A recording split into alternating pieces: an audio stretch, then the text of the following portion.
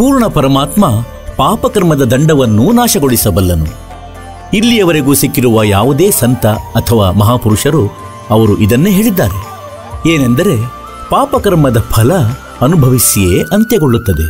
ಪಾಪಕರ್ಮಗಳನ್ನು ನಾಶಗೊಳಿಸುವ ಆ ಪ್ರಭು ಯಾರು? ಕಾಲನ ಬಂಧನದಿಂದ ಬಿಡಿಸುವವನು? ಅವನ ಹೆಸರೇನು? ಪೂಜೆಯ ವಿಧಿಯೇನು? ಈ ಎಲ್ಲ ಗೂಢ ರಹಸ್ಯಗಳನ್ನು ತಿಳಿಯಲು ಅವಶ್ಯವಾಗಿ ಕೇಳಿ ಜಗದ್ಗುರು ತತ್ವದರ್ಶಿ ಸಂತ ರಾಮ್ಪಾಲ್ ಮಹಾರಾಜರ ಮಂಗಳ ಪ್ರವಚನ.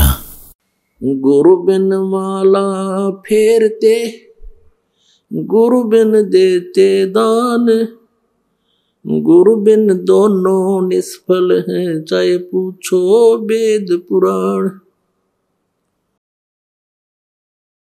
ಈಗ ಗುರುಗಳ ವಿನಃ ತಮ್ಮ ಭಕ್ತಿಯು ಸಫಲವಾಗದು. गर्भ योगेश्वर गुरु बिना. ಸುಖದೇವ ಋಷಿ ತಾಯಿ ಗರ್ಭದಲ್ಲಿ ಇರುವಾಗಲೇ ಅವರಿಗೆ ಯೋಗವಿದ್ಯೆಯ ಜ್ಞಾನವಾಗಿತ್ತು, ಸಿದ್ಧಿಶಕ್ತಿ ಬಂದಿತ್ತು ಅವರೊಳಗೆ. ಏಕೆಂದರೆ ಭಗವಂತ ಶಿವನ ಅಮರ ಕಥೆಯನ್ನು ಕೇಳಿಸಿಕೊಂಡಿದ್ದರವರು, ಅವರ ಬ್ಯಾಟ್ರಿ ಚಾರ್ಜ್ ಆಗಿತ್ತು. ಅವರ ಸೂಕ್ಷ್ಮ ಶರೀರ ಏನಿರುತ್ತದೆ ಅದು ಲಿಂಗ ಶರೀರವಾಗಿರುತ್ತದೆ. ಅದರಲ್ಲಿ ಕೊಂಚ ಈಶ್ವರೀಯ ಶಕ್ತಿಯ ಪ್ರವೇಶವಾಗಿ ಬಿಡುತ್ತದೆ.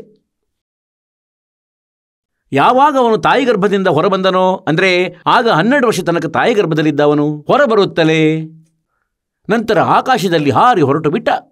ಅವನಲ್ಲಿ ಹಾರುವ ಸಿದ್ಧಿ ಇತ್ತು.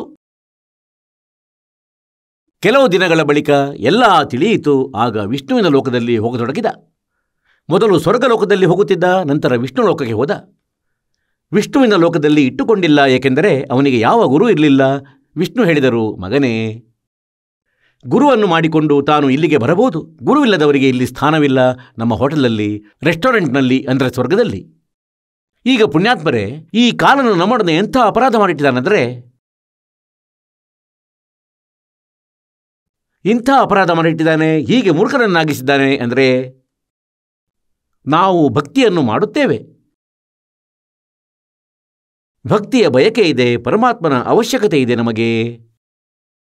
ಮತ್ತು ಮೊದಲು ನಮ್ಮದೇನು ವಿಚಾರವಿತ್ತು ಇದನ್ನು ನೋಡುತ್ತಿದ್ದೆವು, ಅಂದರೆ ತಮ್ಮ ಗುರುಗಳು ಗೃಹಸ್ಥರೋ ಅಥವಾ ಸನ್ಯಾಸಿಯೋ ಎಂದು.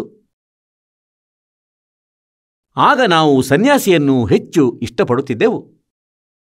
ಆ ಬಾಲಬ್ರಹ್ಮಚಾರಿಯಾಗಿದ್ದವರನ್ನು, ವಿವಾಹ ಮಾಡದಿರುವವರನ್ನು. ಹೀಗೆ ಈ ಸಮಸ್ಯೆಯನ್ನು ಕಾಲನು ನಮ್ಮೆದುರು ಹುಟ್ಟಿಸಿಟ್ಟಿರುತ್ತಾನೆ, ನಮಗೆ ಭ್ರಮಿತಗೊಳಿಸಿಟ್ಟಿದ್ದಾನೆ. ನಾವು ಗೃಹಸ್ಥರು ಮತ್ತು ನಾವು ಗುರುವನ್ನು ಮಾಡಿಕೊಳ್ಳುತ್ತೇವೆ, ಹುಡುಕಿಕೊಂಡು ಯಾರೋ ಬ್ರಹ್ಮಚಾರಿಯನ್ನು, ಮತ್ತು ಅವರನ್ನು ನಾವು ಗೌರವಿಸುತ್ತಿದ್ದೆವು. ಮತ್ತು ಏಕೆಂದರೆ ಯಾರು ಸನ್ಯಾಸಿಯಾಗಿದ್ದರೂ ಆ ಸಮಯದಲ್ಲಿ ಋಷಿ, ಗುರು, ಇಲ್ಲಿಯವರೆಗೆ ಇವರದು ಇದೇ ವಿಚಾರವಾಗಿದೆ ಅಂದರೆ ಈ ಜನರದ್ದು. ಏಕೆಂದರೆ ನಾನು ಇವರೊಡನೆ ಬಹಳ ಸಮಯ ಇದ್ದೆ. ಹಾಗೆ ಅವರ ವಿಚಾರವೇನೆಂದರೆ, ಆ ಗೃಹಸ್ಥರನ್ನು, ಏನು ಈ ನಕಲಿ ಗುರುಗಳಿದ್ದಾರೆ, ಆ ಬ್ರಹ್ಮಚಾರಿಗಳು ಮನೆ ಬಿಟ್ಟು ವಿವಾಹವಾಗದಿರುವವರು ತಮ್ಮಂತಾವು ಬ್ರಹ್ಮಚಾರಿಯನ್ನು ತಿಳಿತಿದ್ರು. ಮತ್ತು ಗುರು ಪದವಿ ಅಥವಾ ಸಂತರ ವೇಷಭೂಷಣದಲ್ಲಿ ತಿರುಗುತ್ತಾರೆ. ಆಗ ಅವರು ಗೃಹಸ್ಥರನ್ನು ಹೀಗೆ ತಿಳಿಯುತ್ತಾರೆ, ಅಂದರೆ ಶೂದ್ರರನ್ನು ತಿಳಿಯುತ್ತಿದ್ದಂತೆ.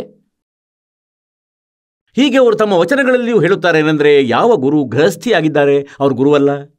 ಈಗ ನಮಗೆ ತಿಳಿದು ಬಂದಿದೆ ಏನೆಂದರೆ, ಇದಂತೂ ಎಲ್ಲ ವಿರುದ್ಧ ಕಥೆಯಾಗಿತ್ತು. ಇಡೀ ಕಥೆಯನ್ನು ವಿರುದ್ಧವಾಗಿ ಹೇರಿಟ್ಟಿದ್ದಾರೆ ಇವರು. ಇದೇ ಆಧಾರದಿಂದ ಈ ಸುಖದೇವ ಹೆಸರುಳ್ಳ ಋಷಿ ಬಾಲಬ್ರಹ್ಮಚಾರಿ 25 ವಯಸ್ಸಿನವನಾದ, 30 ವರ್ಷದವನಾದ, ಮತ್ತು ಸ್ವರ್ಗಕ್ಕೆ ಹೊರಟು ಹೋಗುತ್ತಾನೆ ತನ್ನ ಸಿದ್ಧಿಯಿಂದ. एक सिद्धि आकाश से उड़ जाई. ಆಗ ಸ್ವರ್ಗದಲ್ಲಿ ಹೋಗುತ್ತಿದ್ದ. ಸ್ವರ್ಗದ ಇಂದ್ರನೂ ಕೂಡ ತನ್ನ ಗದ್ದುಗೆಯನ್ನು ಬಿಟ್ಟು ಬಿಡುತ್ತಿದ್ದ. ಇವನಿಗಾಗಿ ಇಷ್ಟು ಗೌರವ ಕೊಡುತ್ತಿದ್ದ. ಮತ್ತು ಋಷಿ ದೇವತೆಗಳು ಕೂಡ ಇವರ ಬಹಳ ಸತ್ಕಾರವನ್ನು ಮಾಡುತ್ತಿದ್ದರು. ಈಗ ಇದೇ ಭ್ರಮೆಯಲ್ಲಿ ಒಂದು ದಿನ ಇವನು ವಿಷ್ಣು ಲೋಕದಲ್ಲಿ ಹೊರಟು ಹೋದ. ಅಲ್ಲಿ ಕಾವಲುಗಾರರು, ಏಕೆಂದರೆ ಪ್ರತಿಯೊಂದು ಲೋಕದಲ್ಲಿ, ಅಂದರೆ ವಿಷ್ಣುವಿನ ಲೋಕದಲ್ಲಿ, ಶಿವನ ಲೋಕದಲ್ಲಿ, ಬ್ರಹ್ಮನ ಲೋಕದಲ್ಲಿ, ದುರ್ಗೆಯ ಲೋಕದಲ್ಲಿ ಮತ್ತು ಬ್ರಹ್ಮಲೋಕದಲ್ಲಿ, ಇವೆಲ್ಲವುಗಳಲ್ಲಿಯೂ ಬೇರೆ ಒಂದು ಸ್ವರ್ಗ ಸ್ಥಾನವಿದೆ. ಒಂದು ಹೋಟೆಲ್ ಇದೆ, ರೆಸ್ಟೋರೆಂಟ್ ಇದೆ, ಅದನ್ನು ಸ್ವರ್ಗ ಎನ್ನುತ್ತಾರೆ. ಮತ್ತು ಇನ್ನೂ ಬೇರೆ ಸೃಷ್ಟಿ ಇದೆ, ಅಂದರೆ ಸಾಮಾನ್ಯ ಗೃಹಸ್ಥರಿರುತ್ತಾರೆ. ಹೀಗೇನೆ ಅಲ್ಲೂ ಕೂಡ ಜೀವನ ಇದೆ. ದೇವತೆ ಪದವಿ ಪ್ರಾಪ್ತಿಸಿ ಅಲ್ಲಿರುತ್ತಾರೆ ಪ್ರತ್ಯೇಕವಾಗಿ. ಹೀಗೆ ವಿಷ್ಣುವಿನ ಉಪಾಸಕ ವಿಷ್ಣುವಿನ ಲೋಕದಲ್ಲಿ, ಇಲ್ಲಿ ಹೇಗೆ ಸೃಷ್ಟಿ ಇದೆಯೋ ಹಾಗೆ ಮೇಲಿನ ಲೋಕಗಳಲ್ಲೂ ಇದೆ. ಇಲ್ಲಿ ಹೇಗೆ ಒಂದು ಬೇರೆ ರೆಸ್ಟೋರೆಂಟ್ ಇರುತ್ತದೆ ದೊಡ್ಡ ದೊಡ್ಡ ಶಹರುಗಳಲ್ಲಿ, ಅಂಥ ರೆಸ್ಟೋರೆಂಟ್ಗಳಲ್ಲಿ ಒಂದು ವಿಶೇಷ ಆನಂದ ಪಡೆಯಲಿಕ್ಕಾಗಿ ಈ ಧನಿಕ ಜನರು ಹೋಗುತ್ತಾರೆ. ಹಾಗೆಯೇ ಅದೊಂದು ಸ್ವರ್ಗದ ರೀತಿಯಲ್ಲಿರುತ್ತದೆ. ಯಾರಿಗೆ ತಮ್ಮ ಕರ್ಮಗಳನ್ನು ಬಹಳ ಬೇಗ ಹಾಳು ಮಾಡಬೇಕಾಗಿರುವುದೋ ಮತ್ತು ಹಾಳು ಮಾಡಲು ಪುಣ್ಯವನ್ನು ಆ ಸ್ವರ್ಗದಲ್ಲಿ ಅಲ್ಲಿದು ನಷ್ಟಕ್ಕೊಳಗಾಗುತ್ತಾರೆ. ಅಲ್ಲಿ ವಿಷ್ಣುವಿನ ಲೋಕದಲ್ಲಿಯೂ ಬೇರೆ ಇದೆ ಆ ಕರ್ಮ ಹಾಳು ಮಾಡುವಂಥ ಸ್ಥಳ, ಕುಣಿಯುವ ಹಾಡುವ ಗೊತ್ತಿಲ್ಲ, ಏನು ಕೆಟ್ಟ ಪರಿಸ್ಥಿತಿ ಮತ್ತು ಎಲ್ಲ ಅಸಂಬದ್ಧಗಳು. ಈಗ ವಿಷ್ಣುವಿನ ಲೋಕದಲ್ಲಿಯೂ ಆ ಎಲ್ಲಕ್ಕಿಂತ ಸುಂದರ ಒಳ್ಳೆಯ ರೆಸ್ಟೋರೆಂಟ್ ಇದೆ, ಎಲ್ಲಕ್ಕಿಂತ ಒಳ್ಳೆಯ ಸ್ವರ್ಗವೆಂದು ಹೇಳಲಾಗಿದೆ. ಮತ್ತು ಇದನ್ನು ಕೇಳಿದ್ದನು ಸುಖದೇವನು. ಆಗ ಸುಖದೇವನು ಯೋಚಿಸಿದ, ಆ ಸುಂದರ ರೆಸ್ಟೋರೆಂಟ್ನಲ್ಲಿ ಕೆಲವು ದಿನಗಳ ತನಕ ಇದ್ದು ಬರೋಣವೆಂದು. ಇವನು ತಲುಪಿದ ಅಲ್ಲಿಯ ಕಾವಲುಗಾರರು ಈ ಋಷಿಯನ್ನು ಒಳ ಪ್ರವೇಶಿಸಲು ಬಿಡಲಿಲ್ಲ. ಮತ್ತು ಯಾವಾಗ ಇವನು ಇಂದ್ರನ ಲೋಕದಲ್ಲಿ ಸ್ವರ್ಗಕ್ಕೆ ಹೋಗುತ್ತಿದ್ದ ಆವಾಗ ಇವನಿಗೆ ಸಲ್ಯೂಟ್ ಹೊಡೆದಿದ್ದರು ಅಲ್ಲಿಯ ದೇವತೆಗಳು. ಮತ್ತು ಅಲ್ಲಿ ಕುಳಿತು ಬಿಟ್ಟ ಕಾವಲುಗಾರನಂತೆ ಇವನು ಬಹಳ ಚಿಂತೆಗೊಳಗಾದ ಮತ್ತು ಇವನು ಹಠ ಹಿಡಿದ ಗರ್ವವನ್ನು ತೋರಿದ. ಹೇಳತೊಡಗಿದನೆಂದರೆ, ನನಗೆ ಏಕೆ ಬಿಡುವುದಿಲ್ಲ ಒಳಗಡೆ ಹೋಗಲು? ಅವರು ಹೇಳಿದರು, ತಮಗೆ ಗುರುವಿಲ್ಲ ಮತ್ತು ಭಗವಂತ ವಿಷ್ಣುವಿನ ಆದೇಶವಿದೆನೆಂದರೆ ಗುರುವಿಲ್ಲದ ಯಾರೇ ವ್ಯಕ್ತಿಯನ್ನು ಇಲ್ಲಿರಲು ಬಿಡಬಾರದು ಎಂದು. ಮತ್ತು ಗುರು ಕೂಡ ಪೂರ್ಣವಾಗಿರಬೇಕು, ನಕಲಿ ಗುರುವಿನಿಂದಲ್ಲ. ಯಾರಿಗೋ ಗುರು ಮಾಡಿಕೊಂಡು ಸ್ವರ್ಗದಲ್ಲಿ ಬಂದು ಕುಳಿತರೆ ಇಲ್ಲಿರಲು ಬಿಡುವುದಿಲ್ಲ. ಹೇಳಿದ, ನಾನಂತೂ ಒಳಗೆ ಹೋಗುವೆನು, ಇಲ್ಲವಾದರೆ ಇಲ್ಲೇ ಕುಳಿತುಕೊಳ್ಳುವೆ ಅಥವಾ ವಿಷ್ಣು ಜೊತೆ ಮಾತಾಡಲು ಅವಕಾಶ ಮಾಡಿ. ಇಷ್ಟು ಅಹಂಕಾರದಿಂದ ಮಾತಾಡ್ತಿದ್ದ. ಅವನಂತೂ ಯೋಚಿಸ್ತಿದ್ದ ಏನಂದರೆ, ಇವರು ತಾವಾಗಿಯೇ ಈ ರೀತಿ ಹೇಳುತ್ತಿರುವರು, ಭಗವಂತ ಈ ರೀತಿ ಆದೇಶ ಮಾಡಲಾರ. ಭಗವಂತನಂತೂ ಋಷಿ ಸಂತರನ್ನು ಬಹಳ ಪ್ರೀತಿ ಮಾಡುತ್ತಾರೆ. ಸತೋಗುಣಿ ಭಗವಂತನಾಗಿದ್ದಾನೆ ವಿಷ್ಣು. ವಿಷ್ಣುವಿನ ಬಳಿ ಸಂದೇಶ ಹೋಯಿತು. ವಿಷ್ಣು ಹೊರಗೆ ಬಂದರು ತನ್ನ ರೆಸಿಡೆನ್ಸ್ನಿಂದ, ಮಹಲಿನಿಂದ. ಈಗ ಸುಖದೇವನು ಯೋಚಿಸಿದ ಏನೆಂದರೆ, ತನ್ನನ್ನು ಬಹಳ ಆದರ ಸತ್ಕಾರದಿಂದ ಬಹಳ ಪ್ರೀತಿಯಿಂದ ಮಾತನಾಡುವರು. ಆದರೆ ವಿಷ್ಣು ಹೇಳಿದ ಏನೆಂದರೆ, ಋಷಿಗಳೇ, ಇಲ್ಲಿ ಯಾತಕ್ಕಾಗಿ ಬಂದಿರುವೆ ನೀನು? ಈಗ ಎದುರಿನವನು ತನ್ನೊಡನೆ ಮಾತನಾಡುವ ಮೆಥಡ್ನಿಂದಲೇ ತಿಳಿಯುತ್ತದೆ ಅಂದರೆ ಇವನು ಪ್ರಸನ್ನನೋ ಕುಪಿತನೋ, ಇವನಿಗೆ ಖುಷಿಯಾಗಿದೆಯೋ ಇಲ್ಲವೋ. ಋಷಿಯಂತೂ ಅಲ್ಲಿಯೇ ಅರ್ಧ ಕುಗ್ಗಿಬಿಟ್ಟ. ನಮಸ್ಕರಿಸಿ ಹೇಳಿದ ಅಂದರೆ, ಸ್ವಾಮಿ, ನಾನು ಕೆಲ ದಿನಗಳ ಮಟ್ಟಿಗೆ ಸ್ವರ್ಗದಲ್ಲಿರಲು ಬಯಸ್ತೇನೆ. ಈಗ ವಿಷ್ಣುವಿಗಂತೂ ಎಲ್ಲವೂ ತಿಳಿದಿತ್ತು. ಅವನು ತನ್ನ ಕಾವಲುಗಾರರಲ್ಲಿ, ಪಹರೆದಾರರಲ್ಲಿ, ಸೇವಕರಲ್ಲಿ ಕೇಳಿದನು, ಒಳಗೆ ಬಿಡದಿರಲು ಕಾರಣವೇನೆಂದು. ಋಷಿಯನ್ನು ಏಕೆ ಸ್ವರ್ಗಕ್ಕೆ ಹೋಗಲು ಬಿಡಲಿಲ್ಲ? ಅವರು ಕಾರಣ ಹೇಳಿದರು, ಇವರಿಗೆ ಯಾವ ಗುರುವಿಲ್ಲ. ಆಗ ಭಗವಂತ ವಿಷ್ಣು ಹೇಳಿದರು, ಋಷಿಗಳೇ, ಗುರುವನ್ನು ಮಾಡಿಕೊಳ್ಳಿ ಮತ್ತು ಗುರು ಕೂಡ ಪೂರ್ಣವಾಗಿರಬೇಕು. ನಕಲಿ ಗುರುಗಳಿಂದ ಯಾವ ಮಾತಾಗದು. ಈಗ ಅವನು ಆಕಾಶದಲ್ಲಿ ಹಾರುವ ಕೇವಲ ಒಂದು ಸಿದ್ಧಿಯನ್ನು ಪಡೆದು ಬಹಳ ಬಹಳ ಗರ್ವಪಡುತ್ತಿದ್ದ. ಯಾರು? ಸುಖದೇವ ಋಷಿ. ಅವನು ಹೀಗೆ ಯೋಚಿಸಿದ ಅಂದರೆ, ನನಗೆ ಸಮರು ಯಾರೂ ಇಲ್ಲ, ನಾನಂತೂ ಆಕಾಶದಲ್ಲಿ ಹಾರಿ ಹೋಗುತ್ತೇನೆ. ನಾನು ಯಾರನ್ನು ಗುರುವನ್ನಾಗಿ ಮಾಡಲಿ ಪೃಥ್ವಿ ಮೇಲೆ? ನನಗೆ ಗುರುವಾಗಲು ಯಾರೂ ಯೋಗ್ಯರು ಇಲ್ಲ. ನನಗೆ ಅಲ್ಲಿ ಯಾರೂ ಸಂತನು ಕಾಣಿಸುವುದಿಲ್ಲ. ಭಗವಂತ ವಿಷ್ಣು ಹೇಳತೊಡಗಿದರು, ಋಷಿ, ನಿನ್ನ ಬುದ್ಧಿಯೂ ಕೆಟ್ಟು ಹೋಗಿದೆ. ನೀನು ನಿನ್ನಷ್ಟಕ್ಕೆ ದೊಡ್ಡ ಮಹಾನ್ ವ್ಯಕ್ತಿ ಎಂದುಕೊಂಡಿರುವೆ. ಪೃಥ್ವಿ ಮೇಲೆ ಹೋಗಿ ರಾಜ ಜನಕನನ್ನು ಗುರುವನ್ನಾಗಿ ಮಾಡಿಕೊ. ಇವತ್ತಿನ ದಿನಗಳಲ್ಲಿ ಅವರು ನನ್ನ ಮಟ್ಟಿಗೆ ಮೊದಲ ಸ್ಥಾನದಲ್ಲಿರುವ ಗುರು ಆಗಿದ್ದಾರೆ. ಯಾರು? ರಾಜ ಜನಕ. ರಾಜ ಜನಕನಿಗೆ ಮಕ್ಕಳು, ಮರಿಗಳು ಮತ್ತು ಹಲವು ರಾಣಿಯರಿದ್ದಾರೆ ಅವರಿಗೆ. ಈಗ ಅವನು ಯೋಚಿಸಿದ ಕೆಲಸವಂತೂ ಕೆಟ್ಟಿತು. ರಾಜ ಜನಕನನ್ನು ಗುರು ಮಾಡಿಕೊಳ್ಳಲೇ? ಇಷ್ಟು ಹೇಳಿ ಭಗವಂತ ವಿಷ್ಣು ಅಂತೂ ತನ್ನ ಮಹಲೊಳಗೆ ಹೊರಟು ಹೋದರು ಮತ್ತು ಅವನಲ್ಲಿಂದ ಕಳುಹಿಸಿಬಿಟ್ಟರು. ಈಗ ಅವನು ಆ ಸ್ವರ್ಗದಲ್ಲಿ ಹೋದ, ಅಂದರೆ ಇಂದ್ರನ ಸ್ವರ್ಗದಲ್ಲಿ. ಮೊದಲು ಹೋಗುತ್ತಿದ್ದನಲ್ಲವೇ ಪದೇ ಪದೇ ಸುಂದರ ಅರಳಿದ ಮುಖವನ್ನು ಹೊತ್ತು ಅಹಂಕಾರದಿಂದ. ಆದರೆ ಈ ದಿನ ಹೋಗ್ತಾನೆ ಮುಖ ಸಪ್ಪೆ ಮಾಡಿ, ಮುಖ ಬಾಡಿಸಿಕೊಂಡು. ಆಸನವನ್ನು ನೀಡಿದರು. ಎಲ್ಲರೂ ಕುಳಿತರು. ಹೇಳತೊಡಗಿದರು, ಋಷಿಗಳೇ, ಇಂದು ನಿಮ್ಮ ಮುಖ ಬಾಡಿ ಒದ್ದಂತಿದೆ, ಏನು ಕಾರಣ? ತಮಗೆ ಈ ಮೊದಲಿದ್ದ ಶೋಭೆ ಇಲ್ಲ ಈ ಮುಖದ ಮೇಲೆ. ಏನಾಯಿತು? ತಮಗೆ ಏನು ಟೆನ್ಷನ್ ಆಯಿತು? ಆಗ ಅವನು ಎಲ್ಲ ವಿಷಯವನ್ನು ಹೇಳಿದ. ಅಂದರೆ, ನಾನು ವಿಷ್ಣುವಿನ ಲೋಕಕ್ಕೆ ಹೋಗಿದ್ದೆ. ಅಲ್ಲಿ ಸ್ವಲ್ಪ ದಿನ ಸ್ವರ್ಗದಲ್ಲಿ ಇರುವ ಇಚ್ಛೆಯನ್ನು ವ್ಯಕ್ತಪಡಿಸಿದ್ದೆ. ಆದರೆ ಅಲ್ಲಿರಲು ನನಗೆ ಬಿಡಲಿಲ್ಲ. ಆಗ ಎಲ್ಲ ಋಷಿಗಳು ನಾರದ ಋಷಿ ಸಮೇತ ಹೇಳತೊಡಗಿದರು, ಇಲ್ಲ, ಇದಾಗಲು ಸಾಧ್ಯವಿಲ್ಲ. ಅವರಂತೂ ಎದೆಗಪ್ಪಿಕೊಳ್ಳುವವರು, ಬಹಳ ದಯಾಳು ಭಗವಂತ ಆಗಿದ್ದಾರೆ. ಋಷಿಗಳೇ, ವಿಷಯವನ್ನು ತಿಳಿಸಿ ಎಲ್ಲಿ ಎಡವಟ್ಟಾಯಿತು? ಯಾವುದೋ ಬೇರೆ ಕಾರಣವಿದೆ, ತಾವು ಅದನ್ನು ಮುಚ್ಚಿಡ್ತಿರುವಿರಿ.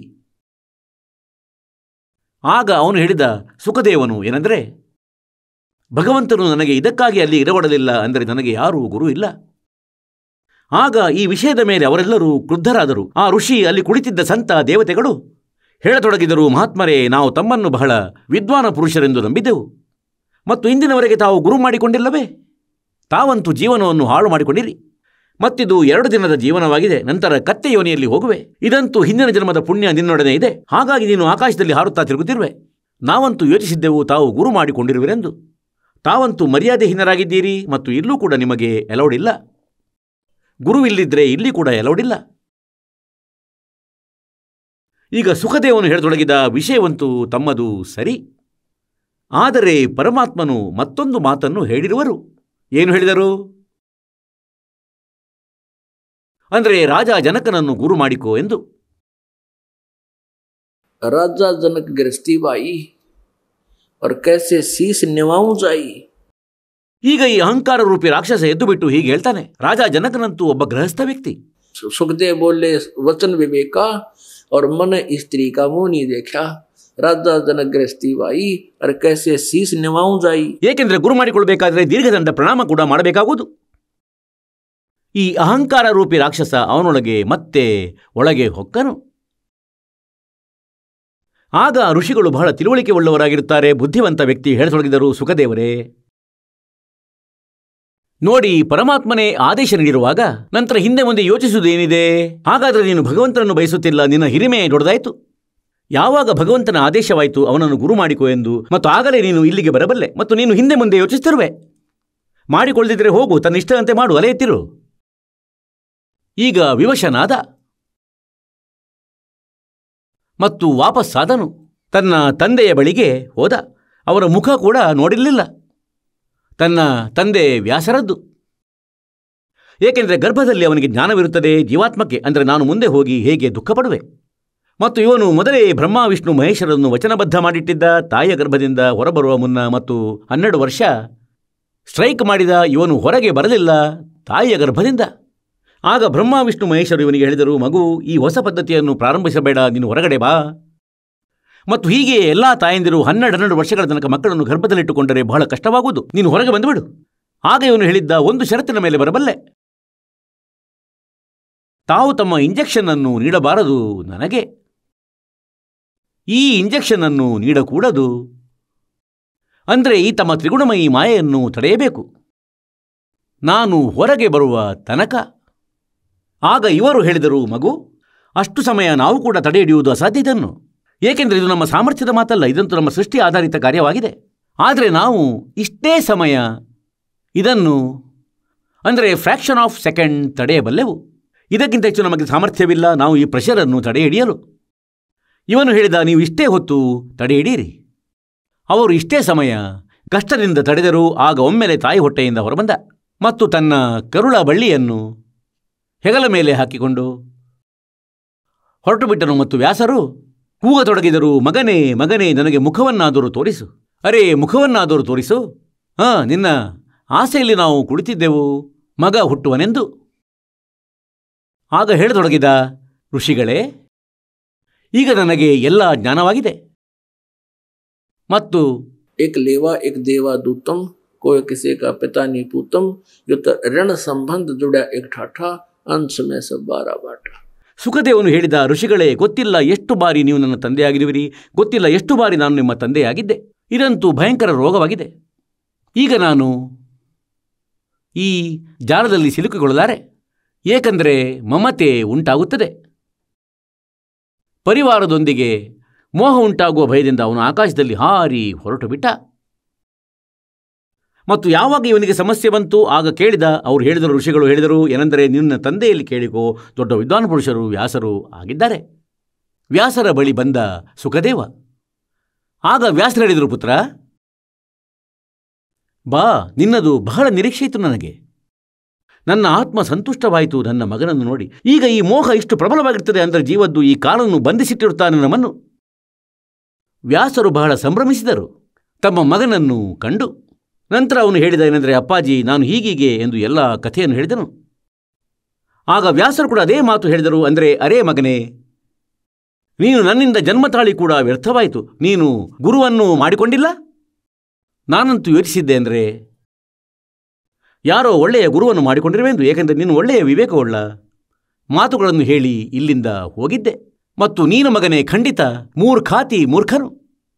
ನಿನ್ನ ಜನ್ಮ ವ್ಯರ್ಥವಾಗುವುದು ಮಗನೇ.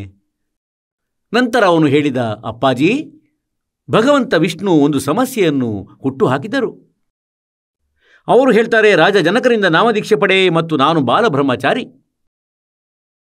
ಮತ್ತು ರಾಜ ಜನಕರಿಂದ ಹೇಗೆ ಉಪದೇಶ ಪಡೆಯಲಿ, ಅವರಿಗೆ ಹೇಗೆ ಪ್ರಣಾಮ ಮಾಡಲಿ, ನನಗೆ ಮುಜುಗರವಾಗುತ್ತದೆ. ಈಗ ವ್ಯಾಸರು ಬಹಳ ಬುದ್ಧಿವಂತ ವ್ಯಕ್ತಿಯಾಗಿದ್ದರು. ಹೇಳತೊಡಗಿದರು, ಮಗನೇ, ಯಾವಾಗ ಪರಮಾತ್ಮನ ಆದೇಶವನ್ನು ನೀನು ಅವಹೇಳನ ಮಾಡುತ್ತಿರುವೆಯೋ, ಈಗ ಇಲ್ಲಿಂದ ಹೊರಟು ಹೋಗು. ನನಗೆ ಸಂಬಂಧವಿಲ್ಲ. ಎದ್ದೇಳು ಇಲ್ಲಿಂದ ಅಷ್ಟೇ. ಅರೆ, ನೀನು ಭಗವಂತನಿಗಿಂತಲೂ ದೊಡ್ಡವನಾದೇನು? ಈಗ ಪುಣ್ಯಾತ್ಮರೇ, ಈ ಸಣ್ಣ ಪುಟ್ಟ ಜಾದುವಿನಂಥ ಸಿದ್ಧಿಯನ್ನು ಪಡೆದು ಆಕಾಶದಲ್ಲಿ ಹಾರುವಂತಹ ಸಂತಸಕ್ಕೆ ಪಾರವೇ ಇಲ್ಲದಾಯ್ತಾ ಮುಗ್ಧಾತ್ಮಕ್ಕೆ? ಈಗ ಎಲ್ಲ ಕಡೆ 4 ಕಡೆಯಿಂದ ಛೀಮಾರಿಗೆ ಒಳಗಾದ ಈ ಆತ್ಮ ಈಗ ರಾಜ ಜನಕನ ಚರಣಗಳಿಗೆ ಹೋಗಿ ಉಪದೇಶವನ್ನು ಪಡೆದ. ಆಗ ರಾಜ ಜನಕರು ಒಂದು ಲೀಲೆಯನ್ನು ಆಡಿದರು. ತನ್ನ ಪತ್ನಿಯಲ್ಲಿ ಹೇಳಿದ್ರೇನೆಂದರೆ, ಸೇವಕಿಯರಿಗೆ ಹೇಳು, ಒಂದು ಒಲೆಯ ಮೇಲೆ ಒಂದು ಕಡಾಯಿಯನ್ನಿಟ್ಟು ಬಿಸಿ ನೀರನ್ನು ಮಾಡಲು. ಕಡಾಯಿ ಅಂದರೆ ಮೊದಲು ಜಿಲೇಬಿ ಮಾಡುವ ಕಡಾಯಿಗಳಿರುತ್ತಿದ್ದುವು, ಬಹಳ ದೊಡ್ಡದು. ಮತ್ತು ಅದನ್ನು ನೀರಿನಿಂದ ತುಂಬಿಸಿ ಮತ್ತು ಒಲೆಯಲ್ಲಿ ಕಟ್ಟಿಗೆ ಹಾಕಿ ಇಷ್ಟು ಕುದಿಸುವುದಂದರೆ ಖಂಡಿತ ಫುಲ್ ಕುದಿಯಲಿ ಚಾ ಕುದಿಯುವಂತೆ. ಮತ್ತು ಹೇಳಿದ, ಇದರೊಡನೆ ಪೀಠ ಇಟ್ಟು ಬಿಡು, ನಾನು ಸ್ನಾನ ಮಾಡುವೆನು. ರಾಜ ಜನಕನ ಬಳಿ ಸುಖದೇವನು ಹೋಗಿ ಪ್ರಾರ್ಥಿಸಿದ ಏನೆಂದರೆ, ನನಗೆ ಉಪದೇಶವನ್ನು ನೀಡಿ. ರಾಜ ಜನಕನು ಮೊದಲಂತೂ ತಮಾಷೆ ಅಂದುಕೊಂಡು ತಿಳಿದ. ಆದರೆ ನಂತರ ರಾಜ ಅವನ ಕಣ್ಗಳಲ್ಲಿ ಕಣ್ಣೀರು ನೋಡಿದರು. ಮತ್ತೆ ಒಪ್ಪಿಕೊಂಡ.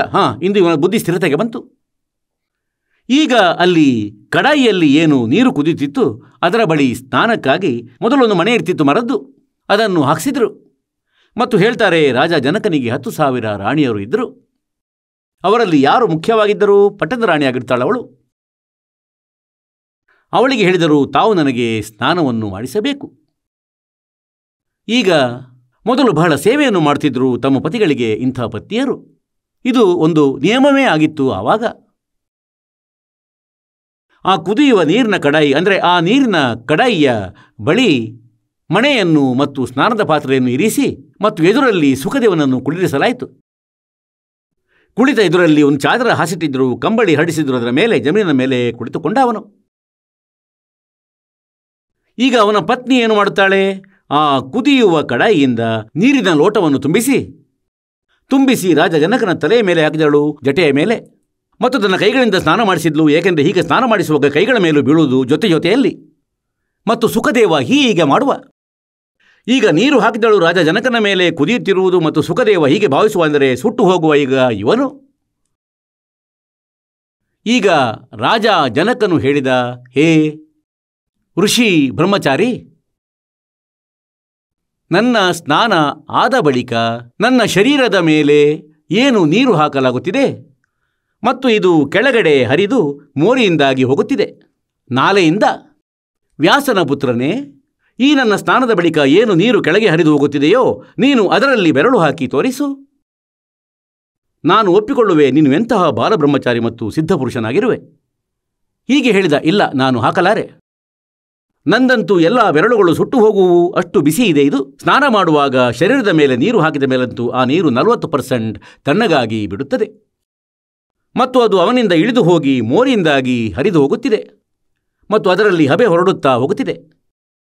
ರಾಜ ಜನಕ ಹೇಳಿದ, ವ್ಯಾಸನ ಮಗನೇ, ನೀನು ಬಾಲಬ್ರಹ್ಮಚಾರಿ ಅಲ್ಲವೇ, ಇದರಲ್ಲಿ ಬೆರಳು ಹಾಕು. ಹೀಗೆ ಹೇಳಿದ. ನಾನು ಬೆರಳು ಹಾಕಲಾರೆ, ಪೂರ್ತಿ ಸುಟ್ಟು ಹೋಗುವುದು ನನ್ನದು, ಎಲ್ಲ ನಾಶವಾಗುವುದು ನನ್ನ ಬೆರಳುಗಳು, ಇದರಲ್ಲಿ ಹುಡುಕಿದರೂ ಸಿಗಲಾರದು. ಮತ್ತೆ ರಾಜ ಬಿಹಂಸ್ ದೈ ಜಬತಾರಿ ಅರ್ ಮುಜೆ ಅಸ್ನಾನ್ ಕರಾವ ನಾರಿ. ನೀನಂತೂ ಹೀಗೆ ಹೇಳುವೆ, ನಾನಂತೂ ಸ್ತ್ರೀಯರ ಮುಖ ನೋಡಿಲ್ಲ ಮತ್ತು ನಾನು ಗೃಹಸ್ಥ ಮತ್ತು 10,000 ರಾಣಿಯರು, ಮತ್ತು ನನ್ನನ್ನೇ ಸುಡಲಿಲ್ಲ, ಮತ್ತು ನೀನಂತೂ ಬಾಲಬ್ರಹ್ಮಚಾರಿ. ಮತ್ತೇನು ಹಾಕಿದರಲ್ಲಿ ಕೈ? ಇಲ್ಲ, ನಾನು ಹಾಕಲಾರೆ. ಹಾಗಾಗಿ ಏನು ಹೇಳ್ತಾರಂದ್ರೆ,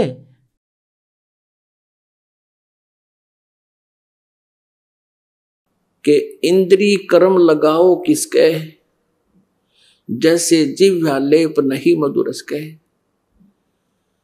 ऐसा योग कमाया पुता, क्या हुआ जो इंद्री धूता. ಪುಣ್ಯಾತ್ಮರೇ, ಯಾವುದೇ ಮಹಾಪುರುಷನನ್ನು ತಾವು ನೋಡಿ, ಹೇಗೆಂದರೆ ನಾವು ರಾಮಕೃಷ್ಣರನ್ನು ಭಗವಂತನೆಂದು ನಂಬುತ್ತಿದ್ದೆವು, ಇವರು ಗೃಹಸ್ಥರೇ ಆಗಿದ್ದರು. ಆದರೆ ನಮ್ಮ ಈ ಬುದ್ಧಿ ಈ ನಕಲಿ ಸಂತರ ಕೈಗಳಿಗೆ ಮಾರಾಟವಾಗಿತ್ತು. ಇವರು ನಮಗೆ ಏನು ಹೇಳುತ್ತಿದ್ದರೋ ನಾವು ಅದನ್ನೇ ಫೈನಲ್ ಮಾಡಿಕೊಳ್ಳುತ್ತಿದ್ದೆವು ಮತ್ತು ಅದರ ಮೇಲೆ ಆಧಾರಿತರಾಗಿ ನಮ್ಮ ಜೀವನ ನಷ್ಟ ಮಾಡಲು ಪ್ರಾರಂಭಿಸುತ್ತಿದ್ದೆವು. ಈಗ ವಿಷಯ ಇದಲ್ಲ ಕೇವಲ ಗೃಹಸ್ಥರೇ ಮೋಕ್ಷ ಪ್ರಾಪ್ತ ಮಾಡಿಕೊಳ್ಳುವರೆಂದು. ವಿಷಯ ಇದು ಅಲ್ಲ ಅಂದರೆ ಕೇವಲ ಸನ್ಯಾಸಿಯೇ ಭಗವಂತನನ್ನು ಪ್ರಾಪ್ತಿಸಲು ಶಕ್ತರು ಎಂದು. ಈಗ ಪರಮಾತ್ಮನನ್ನು ಪಡೆಯಲಿಕ್ಕಾಗಿ ಆ ಯಥಾರ್ಥ ಕ್ರಿಯೆ ಇರಬೇಕಾಗಿದೆ. ಅಸಂಬದ್ಧವಾದುದು ಯಾವುದೂ ಇರಬಾರದು.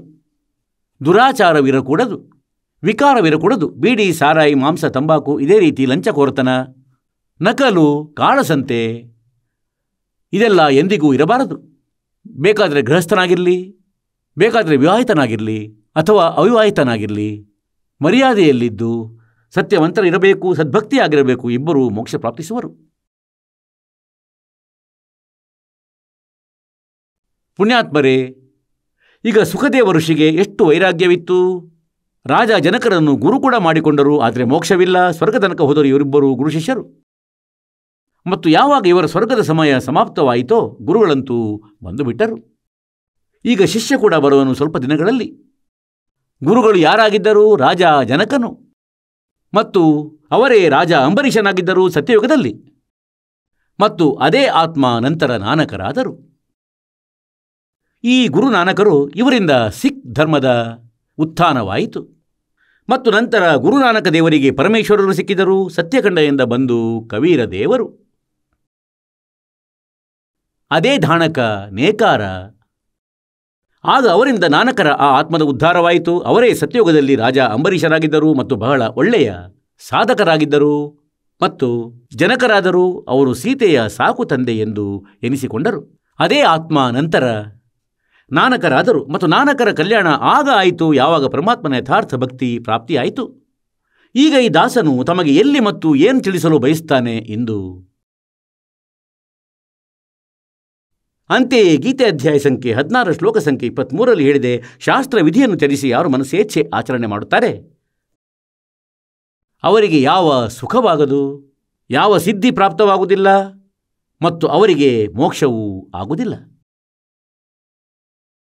ಈಗ ಶಾಸ್ತ್ರಾನುಕೂಲ ಸಾಧನೆಯನ್ನು ತತ್ವದರ್ಶಿ ಸಂತನು ಹೇಳುವನೆಂದು ಗೀತಾಜ್ಞಾನದಾತ ಹೇಳುತ್ತಿದ್ದಾನೆ. ಮತ್ತು ಆ ಸಾಧನೆಗಳು ಎಲ್ಲಿ ಬರೆದಿವೆ? ಸಚ್ಚಿದಾನಂದ ಘನ ಬ್ರಹ್ಮನ ವಾಣಿಯಲ್ಲಿ, ಕಬೀರ ವಾಣಿಯಲ್ಲಿ. ಈಗ ಎಲ್ಲ ಕಡೆ ಸುತ್ತಾಡಿ ಮತ್ತೆ ವಿಷಯ ಅಲ್ಲೇ ಬಂದು ನಿಂತಿದೆ. ಪ್ರಥಮವಾಗಿ ಗುರು ಇರಬೇಕು. ಗುರು ಪೂರ್ಣನಾಗಿರಬೇಕು ಕೂಡ. ಅವರಿಗೆ ಅಧಿಕಾರವಿರಬೇಕು ನಾಮದೀಕ್ಷೆ ನೀಡುವಂಥದ್ದು. ಹೀಗಲ್ಲ ಅಂದರೆ ಯಾವುದೋ ಗುರು ಬಳಿ ದೀಕ್ಷೆ ಪಡೆದು ಮತ್ತು ಆಜ್ಞೆ ಪಡೆದುಕೊಂಡರು ಅಂದರೆ ಆಜ್ಞೆ ನೀಡಿ ದೀಕ್ಷೆ ಕೊಡುವಂಥದ್ದು ಮತ್ತು ಅವನಿಗೆ ಏನೂ ಗೊತ್ತಿಲ್ಲ. ಹಾಗಾಗಿ ಪೂರ್ಣ ಗುರುವಾಗಿರಬೇಕು ಮತ್ತು ಒಂದು ಬಾರಿಗೆ ಸದ್ಗುರು ಒಬ್ಬನೇ ಆಗಿರುತ್ತಾನೆ. ಏಕೆಂದರೆ ಪರಮಾತ್ಮ ಸ್ವತಃ ಬಂದಿದ್ದರು ಸದ್ಗುರುವಿನ ಭೂಮಿಕೆ ಮಾಡಲಿಕ್ಕಾಗಿ. ಆ ಸಮಯದಲ್ಲಿ 64 ಲಕ್ಷ ಶಿಷ್ಯರಿದ್ದರು ಪರಮೇಶ್ವರರಿಗೆ ಮತ್ತು ಆ ಸಮಯದಲ್ಲಿ ಯಾವ ಮೀಡಿಯಾ ಕೂಡ ಇರಲಿಲ್ಲ ಮತ್ತು ತಾವೇ ನಾಮದಾನ ನೀಡುತ್ತಿದ್ದರು. ಇಲ್ಲಾಂದರೆ ಅವರು ಕೂಡ ಬಹಳ ಕ್ಷೇತ್ರಗಳನುಸಾರ ಅನ್ಯ ಅಧಿಕಾರಿಗಳ ನಿಯೋಜನೆಯನ್ನು ಮಾಡಬಹುದಿತ್ತು. ಆದರೆ ಅವರಿಗೆ ತಿಳಿದಿತ್ತೇನೆಂದರೆ ಗುರು ಪದವಿ ಮೇಲಿರುವುದು ಯಾವ ಮಕ್ಕಳಾಟ ಅಲ್ಲ. ಇದು ಸುಲಭದ ಮಾತಲ್ಲ. ಇದಂತೂ ಪರಮಾತ್ಮನದು. ಯಾರ ಮೇಲೆ ಹಸ್ತವಿರುತ್ತದೆ, ಆದೇಶವಿರುತ್ತದೆ, ಅವರ ಜೊತೆಯಲ್ಲಿ ಮಾಲೀಕನ ಶಕ್ತಿ ಇರುತ್ತದೆ. ಈಗ ಅಂತೆಯೇ ಇಲ್ಲಿ ಯಾವುದೋ 33 KVಯ ಪವರ್ ಹೌಸ್ ಇದೆ. ಅದಕ್ಕೆ ಹಿಂದಿನಿಂದ ಕನೆಕ್ಷನ್ ಇದೆ, ಅದರ ಥರ್ಮಲ್ ಪ್ಲಾಂಟ್ನಿಂದ. ಆಗ ಅದು ತನ್ನ ಕೆಲಸ ಸರಿಯಾಗಿ ಮಾಡುತ್ತದೆ. ಈಗ ಮುಂದಕ್ಕೆ ಯಾರು ಅವರಿಂದ ಲಾಭ ಪಡೆಯುವರೋ, ಕನೆಕ್ಷನ್ ಪಡೆದಿಟ್ಟಿರುತ್ತಾರೋ ಅವರದು ಕನೆಕ್ಷನ್ ಸರಿಯಾಗಿರಬೇಕು. ಆಗ ಪವರ್ ಅವರ ಮನೆಯಲ್ಲಿ ಕೆಲಸ ಮಾಡುವುದು. ಹೀಗೆಯೇ ಗುರು ಏನು ಇರುತ್ತಾರೆ, ಅವರು 33 ಕೆವಿಯ ಪವರ್ ಹೌಸ್ ಆಗಿರುವರೆಂದು ತಿಳಿಯಬೇಕು. ಮತ್ತು ಅದರ ಮೂಲ ಸಂಚಾರ ಎಲ್ಲಿಂದಾಗುತ್ತಿದೆ? ಥರ್ಮಲ್ ಪ್ಲಾಂಟ್ನಿಂದ. ಹೀಗೆಯೇ ಕಬೀರ ಪರಮೇಶ್ವರರು ಥರ್ಮಲ್ ಪ್ಲಾಂಟ್ ಆಗಿದ್ದಾರೆ ಮತ್ತು ಗುರು ಅವರ ಪ್ರತಿನಿಧಿಯಾಗಿರುತ್ತಾನೆ. ಯಾರೊಡನೆ ಅವರು ಕನೆಕ್ಟೆಡ್ ಆಗಿದ್ದಾರೆ, ಅವರು ಪವರ್ ಹೌಸ್ ಆಗಿದ್ದಾರೆ ಮತ್ತು ಅದರಿಂದ ತಾವು ಕನೆಕ್ಷನ್ ಪಡೆಯಬೇಕಿದೆ. ಮತ್ತು ಆ ಕನೆಕ್ಷನ್ ಸರಿಯಾಗಿದ್ದರೆ ಮಾತ್ರ, ಅಂದರೆ ತಾವು ಕನೆಕ್ಷನ್ ಸರಿಯಾಗಿ ಇಟ್ಟುಕೊಳ್ಳಬೇಕಾಗಿದೆ. ಇಲ್ಲವೆಂದರೆ ತಮ್ಮ ಕನೆಕ್ಷನ್ ಕಟ್ಟಾಗುತ್ತಲೇ ಆ ಸೌಲಭ್ಯಗಳು ಬಂದಾಗುವು. ನಾಮ ಪಡೆದವರು ಗುರು ಮರ್ಯಾದೆಯಲ್ಲಿರಬೇಕು. ಪ್ರಸಂಗ ನಡೆಯುತ್ತಿದೆ ಏನೆಂದರೆ, ಈಗ ಹೇಗೆ ನಾವು ಹೊಲದಲ್ಲಿ ಬೀಜವನ್ನು ಬಿತ್ತುತ್ತೇವೆ, ಗೋಧಿಯನ್ನು ಬಿತ್ತಿದೆವು, ಅದರಲ್ಲಿ ನೀರು ಬಿಡಲಿಲ್ಲವೆಂದರೂ ವ್ಯರ್ಥ, ಗೊಬ್ಬರ ಹಾಕಲಿಲ್ಲವೆಂದಾದರೂ ಅದರ ಪೂರ್ಣ ಲಾಭ ಸಿಗಲಾರದು. ಹೀಗೆ ಗೊಬ್ಬರ ಮತ್ತು ನೀರಾವರಿ ಏನು ಜಲವಿದೆ, ಇವು 5 ಯಜ್ಞಗಳಾಗಿವೆ. ಈ 5 ಯಜ್ಞಗಳು ಮತ್ತು ಬೀಜವೇನಿದೆ ಅದು ಸತ್ಯನಾಮವಾಗಿದೆ. ಸತ್ಯನಾಮ ಮತ್ತು ಸಾರನಾಮ ಮತ್ತು ತಮಗೆ ಎಷ್ಟು ಮಂತ್ರ ಕೊಡಲಾಗುತ್ತದೆ ಜಪ ಮಾಡಲು, ಇದು ಟ್ರೀಟ್ಮೆಂಟ್ ಆಗಿದೆ, ಇದು ಬೀಜವಾಗಿದೆ. ಈಗ ತಿಳುವಳಿಕೆಯುಳ್ಳ ವ್ಯಕ್ತಿಗೆ ಸಂಕೇತವೇ ಧಾರಾಳ ಸಾಕು. ಈಗ ಬೇರೆ ಉದಾಹರಣೆ ಕೊಡುತ್ತೇವೆ ಅಂದರೆ, ಯಾರಾದರೂ ಭಯಂಕರ ರೋಗಿ ಇರುತ್ತಾನೆ, ಕ್ಷೀಣ ಶರೀರವಾಗಿರುತ್ತದೆ ಅವನದು. ಡಾಕ್ಟರ್ ಬಳಿ ಹೋಗುತ್ತಾನೆ. ಆಗ ಡಾಕ್ಟರ್ ಎಲ್ಲಕ್ಕಿಂತ ಮೊದಲು ಅವನಿಗೆ ಗ್ಲೂಕೋಸ್ ಹಾಕುತ್ತಾನೆ. ಗ್ಲೂಕೋಸನ್ನಂತೂ ಹಾಕುತ್ತಾನೆ. ಆದರೆ ಈ ಗ್ಲೂಕೋಸ್ ಏನಿದೆ ಇದು ರೋಗನಾಶಕವಲ್ಲ. ಗ್ಲೂಕೋಸ್ ಅಂತೂ ಶರೀರಕ್ಕೆ ಆಧಾರ ನೀಡುತ್ತದೆ, ನೀರಿನ ಕೊರತೆಯನ್ನು, ನೀರಿನ ಅಭಾವವನ್ನು ಪೂರ್ಣಗೊಳಿಸುತ್ತದೆ. ಆದರೆ ರೋಗನಾಶಕ ಕ್ಯಾಪ್ಸುಲ್, ಇಂಜೆಕ್ಷನ್, ಟ್ಯಾಬ್ಲೆಟ್ಸ್ಗಳು ಇವು ಭಿನ್ನವಾಗಿರುತ್ತವೆ. ಈ ರೀತಿ ಪುಣ್ಯಾತ್ಮರೇ, ಈ ಜ್ಞಾನಹೀನ ಗುರುಗಳು ನಮಗೆ ಇನ್ಕಂಪ್ಲೀಟ್ ವೇ ಆಫ್ ವರ್ಷಿಪನ್ನು ಕೊಟ್ಟಿದ್ದರು. ಅರ್ಧಂಬರ್ಧ ಪೂಜಾವಿಧಿಯನ್ನು ಹೇಳಿಟ್ಟಿದ್ದರು. ಅಂದರೆ ಕೆಲವರಂತೂ ಈ ಹವನ ಮಾಡುವುದನ್ನೇ ಸರ್ವಸ್ವವೆಂದು ತಿಳಿದಿದ್ದರು. ಶ್ರೀಮದ್ ಭಗವದ್ಗೀತೆ ಅಧ್ಯಾಯ ಸಂಖ್ಯೆ 4 ಶ್ಲೋಕ ಸಂಖ್ಯೆ 25 ಹಿಡಿದು 30 ತನಕ ಇದನ್ನೇ ಹೇಳಲಾಗಿದೆ. ಅಂದರೆ ಯಾರೋ ಈ ಸಾಧನೆ ಮಾಡುತ್ತಾರೆ, ಇನ್ಯಾರೋ ಹವನ ಯಜ್ಞ ಮಾಡುತ್ತಾರೆ, ಮತ್ಯಾರೋ ಸ್ವ ಅಧ್ಯಾಯ ಮಾಡುತ್ತಾರೆ, ಇನ್ಯಾರೋ ಜ್ಞಾನ ಯಜ್ಞ ಮಾಡುತ್ತಾರೆ, ಯಾರೋ ಅಂದರೆ ದೇವತೆಗಳ ಅನುಷ್ಠಾನ ರೂಪಿ ಯಜ್ಞ ಮಾಡುತ್ತಾರೆ, ಮತ್ಯಾರೋ ದೇವತೆಗಳ ಪೂಜೆ ಮಾಡುತ್ತಾರೆ. ಆದರೆ ಇವರ ಆ ಜ್ಞಾನವೇನಿದೆ ಇದು ಕಂಪ್ಲೀಟ್ ಅಲ್ಲ. ಆದರೆ ಇವರು ಇದನ್ನು ಪಾಪನಾಶಕವೆಂದು ನಂಬುತ್ತಿದ್ದಾರೆ. ಇದಕ್ಕಾಗಿ 4ನೇ ಅಧ್ಯಾಯದ 32ನೇ ಶ್ಲೋಕದಲ್ಲಿ ಹೇಳಲಾಗಿದೆನೆಂದರೆ, ಸಚ್ಚಿದಾನಂದ ಘನ ಬ್ರಹ್ಮನ ವಾಣಿಯಿಂದ, ಅಂದರೆ ಸಚ್ಚಿದಾನಂದ ಘನ ಆ ಪರಮಕ್ಷರ ಬ್ರಹ್ಮನ ಮುಖಾರವಿಂದದಿಂದ ಉಚ್ಚಾರಿತ ಒಂದು ವಾಣಿ ಇದೆ. ಬ್ರಹ್ಮಣಃ ಮುಖೆ, ಬ್ರಹ್ಮಣ ಮುಖೆ ಅಂದರೆ ಸಚ್ಚಿದಾನಂದ ಘನ ಬ್ರಹ್ಮನ ಮುಖದಿಂದ ಉಚ್ಚಾರಿತ ವಾಣಿ. ಅದನ್ನು ತತ್ವಜ್ಞಾನವೆಂದು ತಿಳಿಯಿರಿ. 4ನೇ ಅಧ್ಯಾಯದ 34ನೇ ಶ್ಲೋಕದಲ್ಲಿ ಹೇಳಿದೇನೆಂದರೆ, ಏನು 4ನೇ ಅಧ್ಯಾಯದ 32ನೇ ಶ್ಲೋಕದಲ್ಲಿ ಯಾವ ತತ್ವಜ್ಞಾನ ಸಚ್ಚಿದಾನಂದ ಘನ ಬ್ರಹ್ಮನ ವಾಣಿಯ ವಿಷಯದಲ್ಲಿ ಹೇಳಲಾಗಿದೆ, ಆ ತತ್ವಜ್ಞಾನವನ್ನು ನೀನು ತತ್ವದರ್ಶಿ ಸಂತರ ಬಳಿ ಹೋಗಿ ತಿಳಿ. ಹಾಗಾಗಿ ಪುಣ್ಯಾತ್ಮರೇ, ನಿನ್ನೆ ತಮಗೆ ಹೇಳಲಾಗಿತ್ತಂದರೆ, ಗರೀಬ್ ದಾಸ್ ಸಾಹೇಬ್ರ ಬಳಿ ಒಬ್ಬ ಪಂಜಾಬಿನ ಲುಧಿಯಾನದ ಬಳಿಯ ವಾಸಿಯರ್ ಊರಿನಿಂದ ಒಬ್ಬ ವ್ಯಕ್ತಿ ಬಂದಿದ್ದ ಮತ್ತು ಅವನು ಇದೇ ಪ್ರಶ್ನೆಯನ್ನು ಮಾಡಿದ್ದ, ಪ್ರಭು, ಈ ಜ್ಞಾನವನ್ನು ನಾವು ಎಂದೂ ಕೇಳಿಯೇ ಇಲ್ಲ, ಯಾವುದನ್ನು ತಾವು ಇಂದು ಹೇಳುತ್ತಿರುವಿರಿ? ಆಗ ಗರೀಬ್ ದಾಸರು ಹೇಳಿದರು, ಕೋಟೋ ಮಧ್ಯೆ ಕೋಯಿ ನೈ ರಜು ಮಕ್ರಾ ಅರ್ಬೋ ಮೇ ಕೋಯಿ ಗರಕ್ಷಣೋ ರಜು ಮಕ್ರಾ. ಕೋಟಿ ಸಂತರಲ್ಲಿ ನಿನಗೆ ಒಬ್ಬ ಸಂತನೂ ಸಿಗುವುದಿಲ್ಲ ಈ ತತ್ವಜ್ಞಾನದಿಂದ ಪರಿಚಿತನಾಗಿರುವವನು. ಶತಕೋಟಿ ಗುರುಗಳಲ್ಲಿ ಯಾರಾದರೂ ಒಬ್ಬನೇ ಸಿಗುವನು. ಗುರು ಅಂದರೆ ಆಧ್ಯಾತ್ಮಿಕ ಗುರು, ಮಾರ್ಗದರ್ಶಕ. ಒಂದು ಊರಿನಲ್ಲಿ ಒಂದೊಮ್ಮೆ 10,000 ಜನಸಂಖ್ಯೆ ಇದ್ದರೆ ಅದರಲ್ಲಿ 5,000 ಗುರುಗಳು ಸಿಗುವರು. ಹೇಗೆ ಆಧ್ಯಾತ್ಮಿಕ ಗುರುಗಳಾಗಿರುವರು ಅಂದರೆ, ಯಾವುದೋ ಮಗುವಿಗೆ ಯಾರದೋ ಬಾಲಕನಿಗೆ ಏನಾದರೂ ತೊಂದರೆ ಆಗುತ್ತಿದೆ, ಅದು ದುರ್ಬಲವಾಗಿ ನಿಶ್ಶಕ್ತವಾಗಿದ್ದರೆ ಅತ್ತೆ ಹೀಗೆ ಹೇಳುವಳು ಏನೆಂದರೆ, ಮಗಳೇ, 1.25 ರೂಪಾಯಿಯನ್ನು ಶ್ಯಾಮ್ಜಿ ಪೂಜೆಗಾಗಿ ಇಟ್ಟಿರು. ನೆರೆಮನೆಯವಳು ಬರುವಳು, ಹೊರಗಿನ ದೇವಿಯ ಹರಕೆ ಹೊತ್ಕೋ, 4 ಆಣೆಯನ್ನು ಎತ್ತಿಡು. 3ನೇವಳು ಬರುವಳು, ಇದಂತೂ ಮನೆ ದೇವರು ಕೋಪಗೊಂಡಿರಬಹುದೆಂದು ಕಾಣಿಸ್ತೀರಿ ನನಗೆ, ಹರಕೆ ಹೊತ್ಕೋ. 4ನೇವಳು ಹೇಳುವಳು, 4 ಬೀದಿ ಕೊಡುವಲ್ಲಿ ಇಟ್ಟು ಬಾ ಬೆಲ್ಲದ ತುಂಡು. 5ನೇವಳು ಹೀಗೆ ಹೇಳುವಳು, ಇದನ್ನು ಮಡಕೆಯಿಂದ ತೆಗೆದು ಬಿಡು. 6ನೇವಳು ಹೀಗೆ ಹೇಳುವಳು, ಇದರ ಕಿವಿಗೆ ಬೊಟ್ಟು ಇಡು, ಹಿಂದೆ ಬಹುಶಃ ದೃಷ್ಟಿಯಾಗಿರಬೇಕು ಅನಿಸುತ್ತೆ. ಅಂದರೆ ಒಂದು ಊರಿನಲ್ಲಿ 5,000 ಗುರುಗಳು ಸಿಗುವರು ಮತ್ತು ಎಲ್ಲರೂ ಇದೇ ರೀತಿ ಬಾಯಿಗೆ ಬಂದಂತೆ ಹೇಳುವರು. ಯಾರೋ ಹನುಮಂತನ ಪೂಜೆ, ಯಾರೋ ಶ್ಯಾಮ್ಜಿಯ ಪೂಜೆ, ಯಾರೋ ಕೃಷ್ಣನ ಪೂಜೆ, ಯಾರೋ ವಿಷ್ಣು ತನಕ, ಇನ್ಯಾರೋ ಶಂಕರನ ತನಕ, ಯಾರೋ ಭೈರವ ಭೂತದ ಬಗ್ಗೆ ಹೇಳುವರು. ಯಾರೋ ಒಬ್ಬಂದು ಬ್ರಹ್ಮನ್ ತನಕ ಬುದ್ಧಿ ಹೋಗುತ್ತದೆ. ಮತ್ತು ಇದನ್ನೇ ಗೀತೆ ಜ್ಞಾನದಾತ ಹೇಳುತ್ತಾನೆ 7ನೇ ಅಧ್ಯಾಯದ 19ನೇ ಶ್ಲೋಕದಲ್ಲಿ. ಏನಂದರೆ, ಬಹುನಾಂ ಜನ್ಮಾನಾಂ ಅಂತೆ ಜ್ಞಾನವಾನ್ ಮಾಂ ಪ್ರಪದ್ಯತೆ. ಬಹಳ ಜನ್ಮಗಳ ಅಂತ್ಯದಲ್ಲಿ ಯಾರೋ ಜ್ಞಾನಿ ವ್ಯಕ್ತಿ ಬ್ರಹ್ಮನಾದ ನನ್ನ ತನಕ ಸಾಧನೆ ಮಾಡುತ್ತಾರೆ, ಇಲ್ಲದಿದ್ದರೆ ಈ ಅನ್ಯ ದೇವತೆಗಳನ್ನೇ ಆರಾಧಿಸ್ತಾ ಇರ್ತಾರೆ. ಮತ್ತು ವಾಸುದೇವ ಸರ್ವಮಿತಿ ಸಹ ಮಹಾತ್ಮ ಸುದುರ್ಲಭ.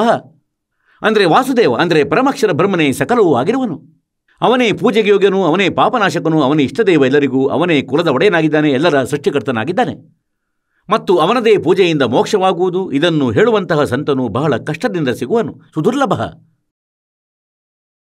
ಮತ್ತಿದ್ದನ್ನೇ ಗರೀಬ್ದಾಸರು ಹೇಳ್ತಿದ್ದಾರೆ. कोटों मध्य कोई नहीं रह झूमकरा, अरबों में कोई गर्क सुनो रह झूमकरा, तत्व भेद कोई ना कह रह झूमकरा, ये पैसे ऊपर नाच सुनो राई झूमकरा. ಒಂದು ಊರಿನಲ್ಲಿ ಒಬ್ಬ ಪಂಡಿತನು ಕಥೆಯನ್ನು ಇಟ್ಟಿದ್ದನು ಮತ್ತು 30 ದಿನಗಳದ್ದು ಇಟ್ಟಿದ್ದನು. ಆಸೆ ಬುರುಕನು. ಅಂದರೆ ದಿನಾಲು 10 ರೂಪಾಯಿಗಳು ಬಂದರೂ 300 ರೂಪಾಯಿಗಳು ಆಗುವು. ಬೆಳ್ಳಿ ನಾಣ್ಯಗಳು ಬರುತ್ತಿದ್ದವು. ಪೌರ್ಣಿಮೆಯ ಮರುದಿನದಿಂದ ಶುರು ಮಾಡಿದ ಮತ್ತು 1 ತಿಂಗಳು ಇಟ್ಟುಬಿಟ್ಟ. ಪೌರ್ಣಿಮೆಗೆ ನೈವೇದ್ಯ ಅರ್ಪಿಸುವನು ಪಾಡ್ಯದಂದು. ಈಗ ಏನಾಯಿತು, ಯಾವಾಗ ನೈವೇದ್ಯ ಅರ್ಪಣೆಯಾಗಬೇಕಿತ್ತು ಅಂದು ಅವನ ಕಥೆಯದು. ಅದೇ ದಿನ ಊರಿನ 4-5 ಪುಂಡರು ಒಟ್ಟುಗೂಡಿ ಸಂಚು ಹೊಡಿದರು. ಅಂದರೆ ಸೋದರ ನಾಳೆ ನೈವೇದ್ಯ ಅರ್ಪಣೆಯಾಗುವುದು ಮತ್ತು ಊರಿನ ಜನರು ಅಲ್ಲಿಗೆ ಹೋಗುವರು ಮತ್ತು ಆ ಬ್ರಾಹ್ಮಣನಿಗೆ ನಾಣ್ಯ ಅರ್ಪಣೆ ಮಾಡುವರು. ಆಗ ಅವರು ಏನು ಮಾಡಿದರು ಅಂದರೆ, ಒಬ್ಬ ನಟಿಯನ್ನು, ಡ್ಯಾನ್ಸರನ್ನು ಕರ್ಕೊಂಡು ಬಂದರು ದಿಲ್ಲಿಯಿಂದ. ಅವಳ ಹೆಸರು ಚಂಪಾಕಲಿ ಆಗಿತ್ತು. ಮತ್ತು ಪುಂಡರು ಹೇಳಿದರು, ನಾಳೆ 10 ಗಂಟೆಗೆ ಡ್ಯಾನ್ಸ್ ಇರುವುದು. ನೋಡಿ, 10 ಗಂಟೆಗೆ ನೈವೇದ್ಯ ಅರ್ಪಣೆಯಾಗುವುದಿತ್ತು ಪಂಡಿತರ ಕಥೆಯದು. ಈಗ ಅಲ್ಲಿ ಇಡೀ ಊರಂತೂ ತಲುಪಿತು ಆ ಡ್ಯಾನ್ಸರನ್ನು ನೋಡಲು. ಪಂಡಿತರಿಗೆ ಬಂತು 30 ರೂಪಾಯಿಗಳು ದಾನದ್ದು ಮತ್ತು ಡ್ಯಾನ್ಸರ್ಗೆ ಬಂದವು 500 ರೂಪಾಯಿಗಳು ಬೆಳ್ಳಿಯದು, ಒಂದರ ಮೇಲೆ ಒಂದೊಂದಾಗಿ. ಈಗ ಯಾವಾಗ ಪಂಡಿತನಿಗೆ ತಿಳಿದು ಬಂತೋ ಚಂಪಾಕಲಿ 500 ರೂಪಾಯಿಗಳನ್ನು ಕೊಂಡೊಯ್ದಳು. ಈಗ ಅವನಿಗಂತೂ ಬಹಳ ದುಃಖವಾಯಿತು. ಅಲ್ಲಿಂದ ಹೊರಟ ಮುಖವನ್ನು ಸಪ್ಪೆ ಮಾಡಿಕೊಂಡು, ಮತ್ತು ದಾರಿಯಲ್ಲಿ ಅವನಿಗೆ ಗೊತ್ತಿತ್ತು ಏನೆಂದರೆ, ಇಲ್ಲೊಬ್ಬ ಸಂತರಿರುತ್ತಾರೆ, ಗರೀಬ್ದಾಸರು, ಬಹಳ ಪ್ರಸಿದ್ಧ ಸಂತರು. ಅವನು ಯೋಚಿಸ್ತಾನೇನೆಂದರೆ, ನಡೆ ಅವರನ್ನು ಭೇಟಿಯಾಗೋಣ ಮತ್ತು ತನ್ನ ದುಃಖ ಶಮನಗೊಳಿಸೋಣ. ಹೇಳುವೆ, ಹೀಗೀಗೆ ದೊಡ್ಡ ಅಪರಾಧವಾಗುತ್ತಿದೆ ಇಲ್ಲಿ, ಜಗತ್ತಂತೂ ಬಹಳ ಘೋರ ಆಗೋಯ್ತು, ಇತ್ಯಾದಿ ಇತ್ಯಾದಿ. ಆದರೆ ಅಲ್ಲಿ ಯಾವಾಗ ಗರೀಬ್ದಾಸರ ಬಳಿ ಬಂದ, ಅವನ ಬಾಯಿ ತೆರೆಯದೇ ಇಲ್ಲ ಮತ್ತು ಹೀಗೆ ಹೇಳತೊಡಗಿದ.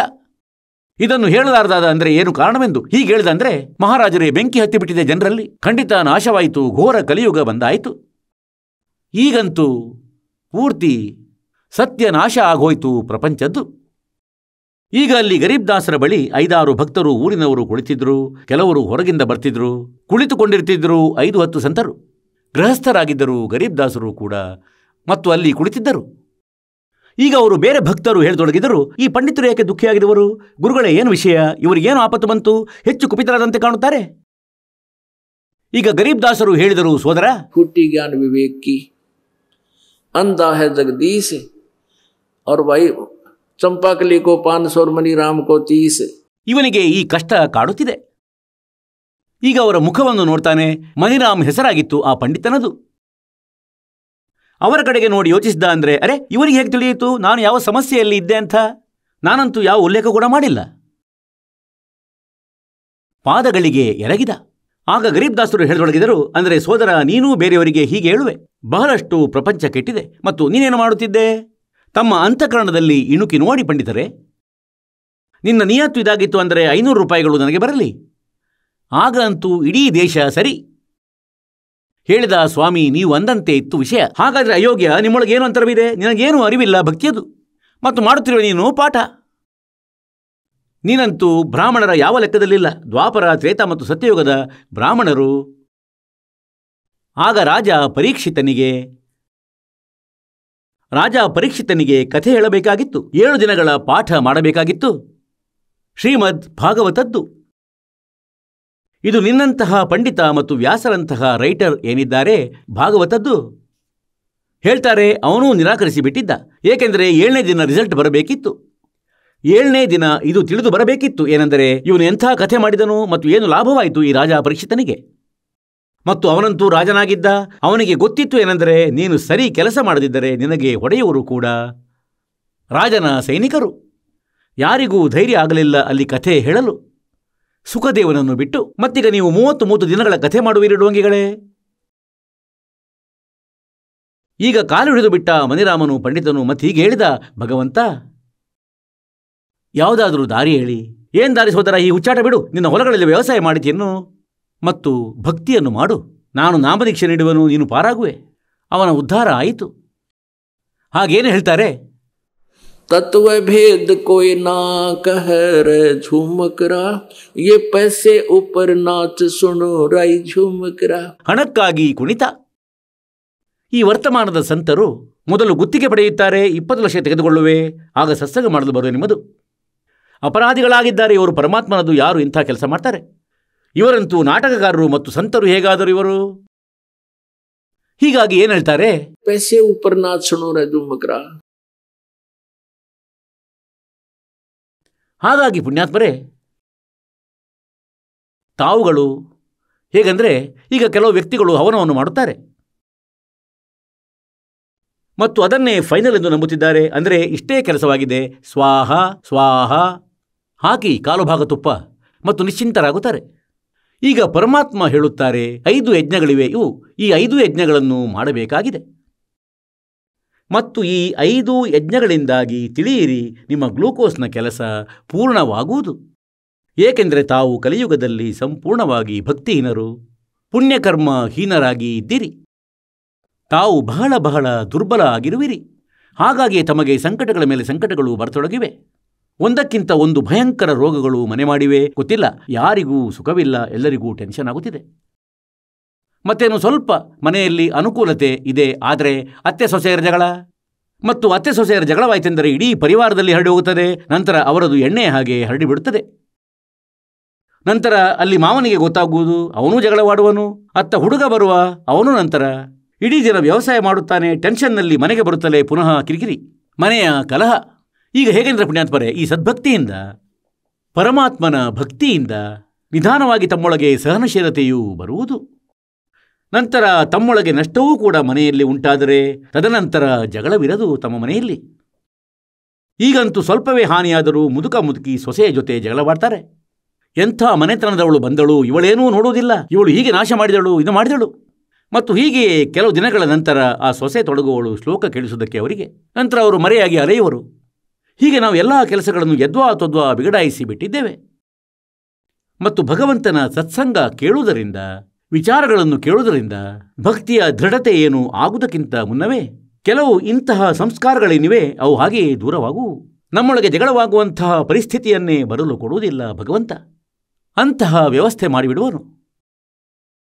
ಈಗ ಹೇಗೆಂದರೆ ಪುಣ್ಯಾತ್ಮರೇ, ಒಬ್ಬ ಭಕ್ತ ಹೇಳುತ್ತಿದ್ದ, ಸ್ವಾಮಿ ನಾನು ನಾಮದೀಕ್ಷೆ ಪಡೆದಿದ್ದೇನೆ, ನನ್ನ ತಾಯಿ ಕೂಡ ದೀಕ್ಷೆ ಪಡೆದುಕೊಂಡಿದ್ದಾಳೆ, ನನ್ನ ಪತ್ನಿ ಮತ್ತು ಬಾಲಕ ಕೂಡ ತಂದೆಯವರು ತೆಗೆದುಕೊಂಡಿಲ್ಲ. ಮತ್ತು ಹೀಗೆಯೇ ನಾನು ಮನೆಗೆ ಹೋದೆ. ನನ್ನ ಪತ್ನಿಯು ಏನು ಹೇಳಿದಳು, ನಿನ್ನ ತಾಯಿ ಹೀಗೀಗೆ ಹೇಳಿದಳು. ಮತ್ತು ನಾವು ನಾಮದೀಕ್ಷೆ ಪಡೆದು 1 ವರ್ಷವೂ ಆಗಿತ್ತು. ಉಪದೇಶ ಪಡೆದಿದ್ದವು ತಮ್ಮದು. ಆಗ ನಾನು ಟೈಟಾಗಿ ಕೋಪದಲ್ಲಿ ತಾಯಿಯನ್ನು ಬೆದರಿಸೋಣ ಅಂತ ಹೋದೆ. ಅಷ್ಟರಲ್ಲಿ ಒಬ್ಬ ವ್ಯಕ್ತಿ ಬಂದ, ಹೀಗೆ ಹೇಳಿದ, ಅಂದರೆ ಭಕ್ತರೇ ಚೆನ್ನಾಗಿದ್ದೀರಾ? ಅವನು ಭಕ್ತರೇ ಎಂದು ಹೇಳಿದ ತಕ್ಷಣ ನನ್ನ ಎಲ್ಲ ಕೋಪ ಸರ್ರನ್ನು ಹಿಡಿದು ಹೋಯಿತು ಮತ್ತು ತಕ್ಷಣ ಹಿಂದಿರುಗಿದೆ. ಅಂದರೆ ನಾನು ತಾಯಿಯನ್ನು ಈ ವಿಷಯವಾಗಿ ಬೆದರಿಸುವುದು ಮಹಾಪಾಪವಾಗಿದೆ. ಮತ್ತು ಜನರೇನು ಹೇಳುವರು, ಭಕ್ತರಾಗಿ ಜಗಳವಾಡುತ್ತಾರೆ. ಅಂದರೆ ಮಾಲೀಕನು ಇಂತಹ ವ್ಯವಸ್ಥೆಯನ್ನು ಹುಟ್ಟಾಕುವನು. ಮತ್ತು ಅಂತಃಕರಣದಲ್ಲಿ, ಏಕೆಂದರೆ ಒಂದು ಬಾರಿ ಮರೆತು ಹೋಗುತ್ತದೆ, ಅದು ಪುನಃ ತಕ್ಷಣ ನೆನಪು ಬರುವುದರಿಂದ ನಮ್ಮದೇನು ಭಕ್ತಿಯ ಶಕ್ತಿ ಇದೆ, ನಮ್ಮನ್ನು ಆ ದುಷ್ಕರ್ಮದಿಂದ, ಆ ಗುಂಡಿಗೆ ಬೀಳುವುದರಿಂದ ಒಂದೇ ಸಾರಿ ಆ ವೇಗಕ್ಕೆ ಬ್ರೇಕ್ ಹಾಕುವುದು 4x4 ಮತ್ತು ಗುಂಡಿಯಿಂದ ತೆಗೆದು ಕರೆದೊಯ್ಯುವುದು ಯಾವುದರಲ್ಲಿ ನಾವು ಬೀಳುವವರಿದ್ದೆವು. ಹೀಗೆ ಪುಣ್ಯಾತ್ಮರೇ, ಒಂದು ಸಮಯದ ಮಾತಾಗಿದೆ. ಒಬ್ಬಳು ಮುದುಕಿ ಬಹಳ ಜಗಳವಾಡುತ್ತಿದ್ದಳು ತನ್ನ ಸೊಸೆಯೊಡನೆ. ಚಿಕ್ಕ ಚಿಕ್ಕ ವಿಷಯಗಳ ಮೇಲೆ. ನೀರಿನ ಜಲದ ಗ್ಲಾಸು ಕೂಡ ಕೆಲವೊಮ್ಮೆ ಬಿದ್ದು ಹೋಗುತ್ತದೆ ಅಲ್ಲವೇ? ಆಗ ಗೊತ್ತಿಲ್ಲ ಏನೇನು ಶ್ಲೋಕ ಕೇಳಿಸ್ತಿದ್ಲು. ಒಂದು ದಿನ ಮಾಲೀಕನ ದಯೆ ಆಯಿತು. ಒಬ್ಬಳು ನೆರೆಯಾಕೆ ಬಂದಳು ಅಂದರೆ ಅವಳ ಗೆಳತಿ ಯಾರು ದಿನ ಭೇಟಿಯಾಗುತ್ತಿದ್ದಳು. ಅವಳು ಸತ್ಸಂಗಕ್ಕೆ ಹೋಗುತ್ತಿದ್ದಳು. ಆಕೆ ಮುದುಕಿಯಲ್ಲಿ ಹೇಳಿದಳು, ಬಂದುಬಿಡು, ಸತ್ಸಂಗದಲ್ಲಿ ಹೋಗೋಣ. ಒಂದೆರಡು ಬಾರಿ ಅವಳು ನಿರಾಕರಿಸಿದಳು ಮತ್ತು 2ನೇ 3ನೇ ದಿನ ಆಕೆ ಹೊರಟೇ ಹೋದಳು ಅವಳೊಡನೆ. ಈಗ ಸತ್ಸಂಗದಲ್ಲಿ ಹೇಳ್ತಾರೆ, ಸಾಬೂನು ಮತ್ತು ನೀರಿದ್ದರೆ ಮತ್ತು ಬಟ್ಟೆ ತೊಳೆಯುವಂಥ ಸರಿಯಾದ ವ್ಯಕ್ತಿ ಇದ್ದರೆ ಮತ್ತದಂತೂ ಶುದ್ಧವಾಗುವುದು ಖಂಡಿತ. ಸತ್ಸಂಗವು ಸಾಬೂನು ಮತ್ತು ಜಲದ ಕೆಲಸವನ್ನು ಮಾಡುತ್ತದೆ. ಅಂತಃಕರಣರೂಪಿ ಈ ಬಟ್ಟೆಯ ಕೊಳೆಯನ್ನು ತೊಳೆಯಲಿಕ್ಕಾಗಿ ಒಳಗಿಂದ ಮೈಲಿಗೆ ತೆಗೆದುಬಿಡುತ್ತದೆ. ಈಗ ಮುದುಕಿಯು ಸತ್ಸಂಗವನ್ನು ಕೇಳಿದಳು ಮತ್ತು ನಿಧಾನವಾಗಿ ಸತ್ಸಂಗ ರುಚಿಯಾಗತೊಡಗಿತು. ಬಹಳ ಶಾಂತಿಯಂತಾಯಿತು. ಏಕೆಂದರೆ ನಾವು ಎಲ್ಲಿಯವರೆಗೆ ಈ ವಿಚಾರ ಕೇಳುವುದಿಲ್ಲ, ನಾವು ಅಲ್ಲಿಯದೇ ಈ ರಾಮಾಯಣ ನಡೆಯುತ್ತದೆ, ಪರಸ್ಪರ ಅದನ್ನೇ ಕೇಳುತ್ತಿರುತ್ತೇವೆ. ಅಂತೆಯೇ ಒಬ್ಬ ಸೋದರಿಯು ಬೇರೆ ಮನೆಗೆ ಹೊರಟು ಹೋದಳು. ಆಕೆ ಹೀಗೆ ಹೇಳುವಳು, ನಮ್ಮ ಸೊಸೆಯಂತೂ ಹೀಗಿದ್ದಾಳೆ, ಅವಳು ಹೀಗೆ ಮಾಡುತ್ತಿದ್ದಾಳೆ, ಇವಳಂತೂ ಹೀಗೆ ಮಾಡುತ್ತಾಳೆ. ನಂತರ ಅವಳು ತನ್ನದು ಪ್ರಾರಂಭಿಸುವಳು, ನಮ್ಮವಳು ಇಂಥವಳೇ. ನಂತರ ಈ ಮಾತುಗಳು ತಲುಪುವುದು ಇಬ್ಬರು ಸೊಸೆಗಳ ಕಿವಿಗೆ. ನಂತರ ಅವರು ಜಗಳಕ್ಕೆ ನಿಲ್ಲುವರು, ನೀನು ಅವಳ ಮುಂದೆ ಹೀಗೆ ಹೇಳುತ್ತಿದ್ದೆ. ನಂತರ 100 ಸುಳ್ಳು ಹೇಳ್ತಾಳೆ ಮುದುಕಿ, ಇಲ್ಲ ಸೊಸೆ, ನಾನು ಹೇಳಿಲ್ಲ. ನಂತರ ಸುಳ್ಳು ಹೇಳ್ತಾ ತಿರುಗುತ್ತಾ ಇರ್ತಾಳೆ. ಹಾಗಾಗಿ ಇಂಥ ನಿಂದನೆಯಲ್ಲಿ ಮಾಡದೆ ಸತ್ಸಂಗಕ್ಕೆ ಬನ್ನಿರಿ ಮತ್ತು ಸತ್ಸಂಗದ ಬಗ್ಗೆ ಚರ್ಚೆಯನ್ನು ಮಾಡುತ್ತಾ ಇರಿ. ಬಹಳಷ್ಟು ವ್ಯತ್ಯಾಸ ಉಂಟಾಗುತ್ತದೆ. ಹಾಗೇನೆ ಅದೊಂದು ದಿನ ಏನಾಯ್ತಂದರೆ,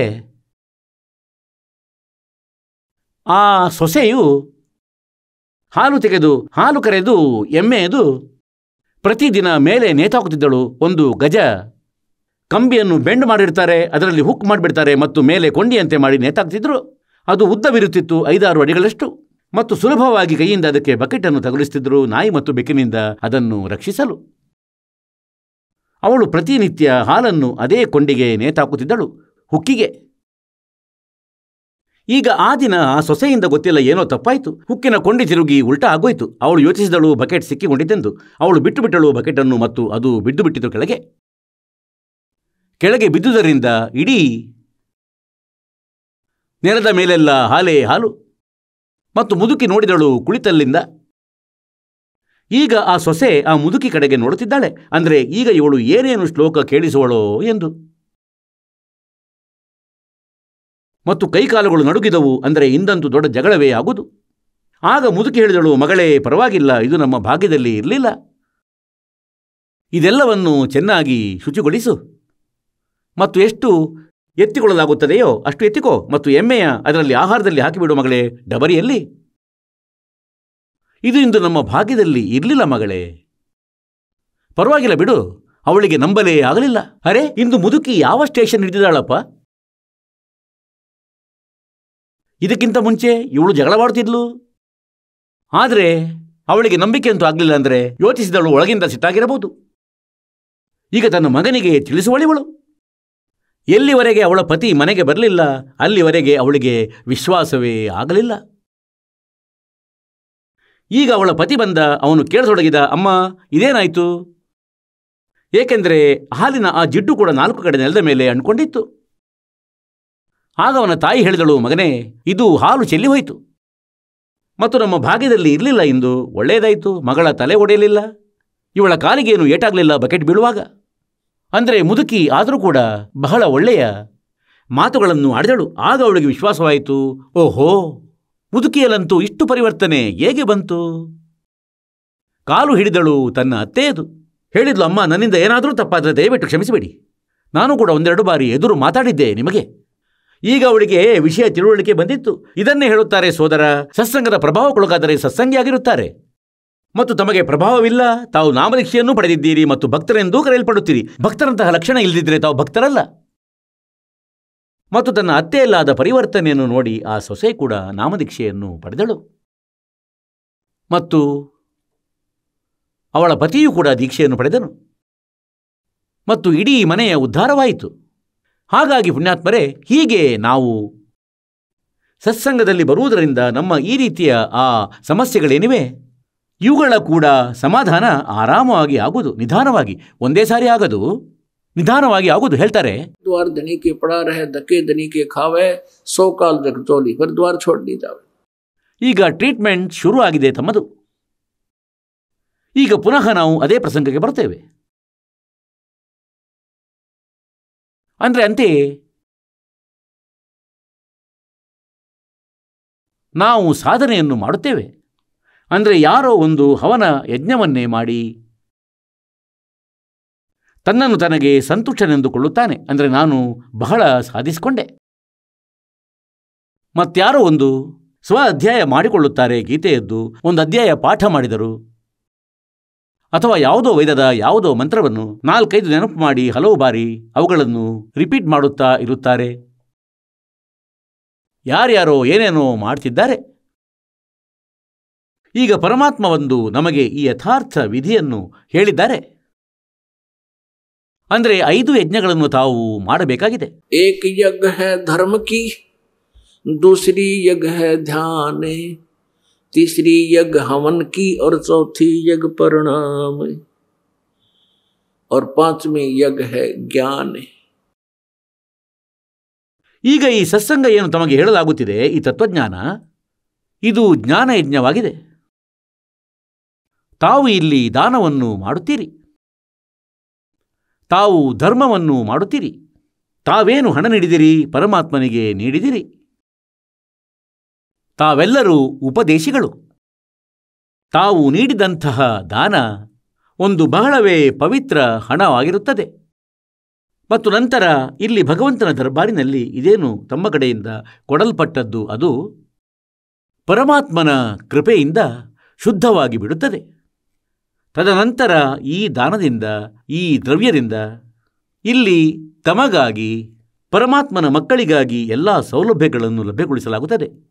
ಶೆಡ್ ಹಾಕುವುದು, ಫ್ಯಾನ್ ತರುವುದು, ಮತ್ತು ಮ್ಯಾಟ್, ಕಂಬಳಿ ಮುಂತಾದವು ಎಲ್ಲ ತಮಗಾಗಿ ವ್ಯವಸ್ಥೆ ಮಾಡಲಾಯಿತು. ಮತ್ತೆ ಈ ಭೋಜನ ಭಂಡಾರ, ಇಲ್ಲಿ ಇದು ಇಂತಹ ಪವಿತ್ರ ಸ್ಥಳವಾಗಿದೆ ಪುಣ್ಯಾತ್ಮರೇ. ಬಹುಶಃವೇ ಈ ಪೃಥ್ವಿ ಮೇಲೆ ಎಲ್ಲೂ ಇಂತಹ ಆಹಾರ ತಮಗೆ ಸಿಗದಿರಬಹುದು. ಹಾಗಂತೂ ಊಟವನ್ನು ಎಲ್ಲರೂ ಮಾಡುತ್ತಾರೆ ತಮ್ಮ ತಮ್ಮ ಮನೆಗಳಲ್ಲಿ. ಹಾಲು ತುಪ್ಪವನ್ನು ಕೂಡ ಉಪಯೋಗಿಸ್ತಿರಬಹುದು. ಆದರೆ ಗೀತೆ ಅಧ್ಯಾಯ ಸಂಖ್ಯೆ 3ರ ಶ್ಲೋಕದಲ್ಲಿ 10ರಿಂದ ಹಿಡಿದು 15ರ ತನಕ ಹೇಳಿದ್ದೇನೆಂದರೆ, ಏನು ಯಜ್ಞವನ್ನು ಮಾಡಲಾಗುತ್ತದೆ ಮತ್ತು ಯಜ್ಞದಿಂದ ಉಳಿದಂತಹ ಅನ್ನವನ್ನು ಯಾರು ಸ್ವೀಕರಿಸುತ್ತಾರೆ ಪುಣ್ಯಾತ್ಮಗಳು, ಅವರ ಬಹಳಷ್ಟು ಪಾಪಗಳು ನಾಶವಾಗಿ ಬಿಡುತ್ತವೆ. ಇಲ್ಲಿ ಆ ವಿಧಿವತ್ತಾದ ಸಾಧನೆ ಇದೆ ಪರಮಾತ್ಮನದು. ಶಾಸ್ತ್ರಾನುಕೂಲ ಸಾಧನೆ ಇದೆ. ಪ್ರಭುವಿಗೆ ನೈವೇದ್ಯವನ್ನು ಅರ್ಪಿಸಲಾಗುತ್ತದೆ. ಆ ಉಳಿದಂತಹ ಅನ್ನವನ್ನು, ಪ್ರಸಾದವನ್ನು ಭಕ್ತರಲ್ಲಿ ವಿತರಿಸಲಾಗುತ್ತದೆ. ಅದರಿಂದ ಏನು ಪರಮಾತ್ಮನ ಯಥಾರ್ಥ ವಿಧಿವತ್ತಾಗಿ ಆ ಪ್ರಸಾದ ಆಗುತ್ತದೆ, ಅದು 21 ಬ್ರಹ್ಮಾಂಡಗಳಲ್ಲಿಲ್ಲ. ಅದು ಇಲ್ಲಿ ಸತ್ಯಲೋಕ ಆಶ್ರಮ ಬರುವಾಲದೊಳಗಿದೆ. ಅಂದರೆ ಈ ಭೋಜನ ತಮಗೇನು ಪ್ರಾಪ್ತವಾಗುತ್ತದೆ, ಈ ಹಲ್ವಾ ಪ್ರಸಾದ ಮಾಡಿಡಲಾಗಿದೆ. ಪರಮಾತ್ಮನದು ಎಲ್ಲಕ್ಕಿಂತ ಮೊದಲು ತೆಗೆದು ಇಡಲಾಗುತ್ತದೆ, ಅವರಿಗೆ ಸಮರ್ಪಿತವಾಗುತ್ತದೆ. ತದನಂತರ ತಮಗೆ ವಿತರಿಸಲಾಗುತ್ತದೆ. ಯಜ್ಞದಿಂದ ಉಳಿದಂತಹ ಶೇಷ ಅನ್ನವನ್ನು ಯಾರು ತಿನ್ನುತ್ತಾರೋ ಅವರಿಗೆ ಬಹಳ ಪುಣ್ಯವಾಗುತ್ತದೆ. ಅವರ ಬಹಳಷ್ಟು ಪಾಪಗಳು ನಾಶವಾಗಿ ಬಿಡುತ್ತವೆ. ಹಾಗಾದರೆ ಇದು ಅಂಥ ಸ್ಥಾನವಾಗಿದೆ. ಅಂದರೆ ಇಲ್ಲಿ ತಮ್ಮ ಮೂಲಕ ನೀಡಲ್ಪಟ್ಟ ದಾನದಿಂದ ತಮಗೆ ಪುಣ್ಯ ಲಭಿಸುವುದು. ಆದರೆ ತಿನ್ನುವಾತನಿಗೆ ಈ ದಾನದ ಹಾನಿ ಉಂಟಾಗದು. ಈ ಅನ್ನವನ್ನು ತಿನ್ನುವುದರಿಂದ ಹಾನಿ ಉಂಟಾಗದು. ಮತ್ತು ಎಲ್ಲಿ ಏನಾದರೂ ಅಂದರೆ ಶಾಸ್ತ್ರಾನುಕೂಲ ಅನುಷ್ಠಾನ ಇಲ್ಲ, ಅದು ಯೂಸ್ಲೆಸ್ ಆಗಿದೆ. ಮತ್ತು ಅಲ್ಲಿ ಅನ್ನ ತಿನ್ನುವುದರಿಂದ ತಮ್ಮ ಮೇಲೆ ಭಾರ ಉಂಟಾಗುವುದು. ಪರಮಾತ್ಮ ಹೇಳ್ತಾರೆ, ಅದನ್ನು ತಿನ್ನಬಾರದು ತಾವುಗಳು. ಎಲ್ಲಾದರೂ ಯಾರಾದರೂ ಅನುಷ್ಠಾನ ಮಾಡುತ್ತಿದ್ದರೆ ಅವನು ನಕಲಿಯಾಗಿದ್ದಾನೆ, ಡೂಪ್ಲಿಕೇಟ್ ವ್ಯಕ್ತಿಯಾಗಿದ್ದಾನೆ.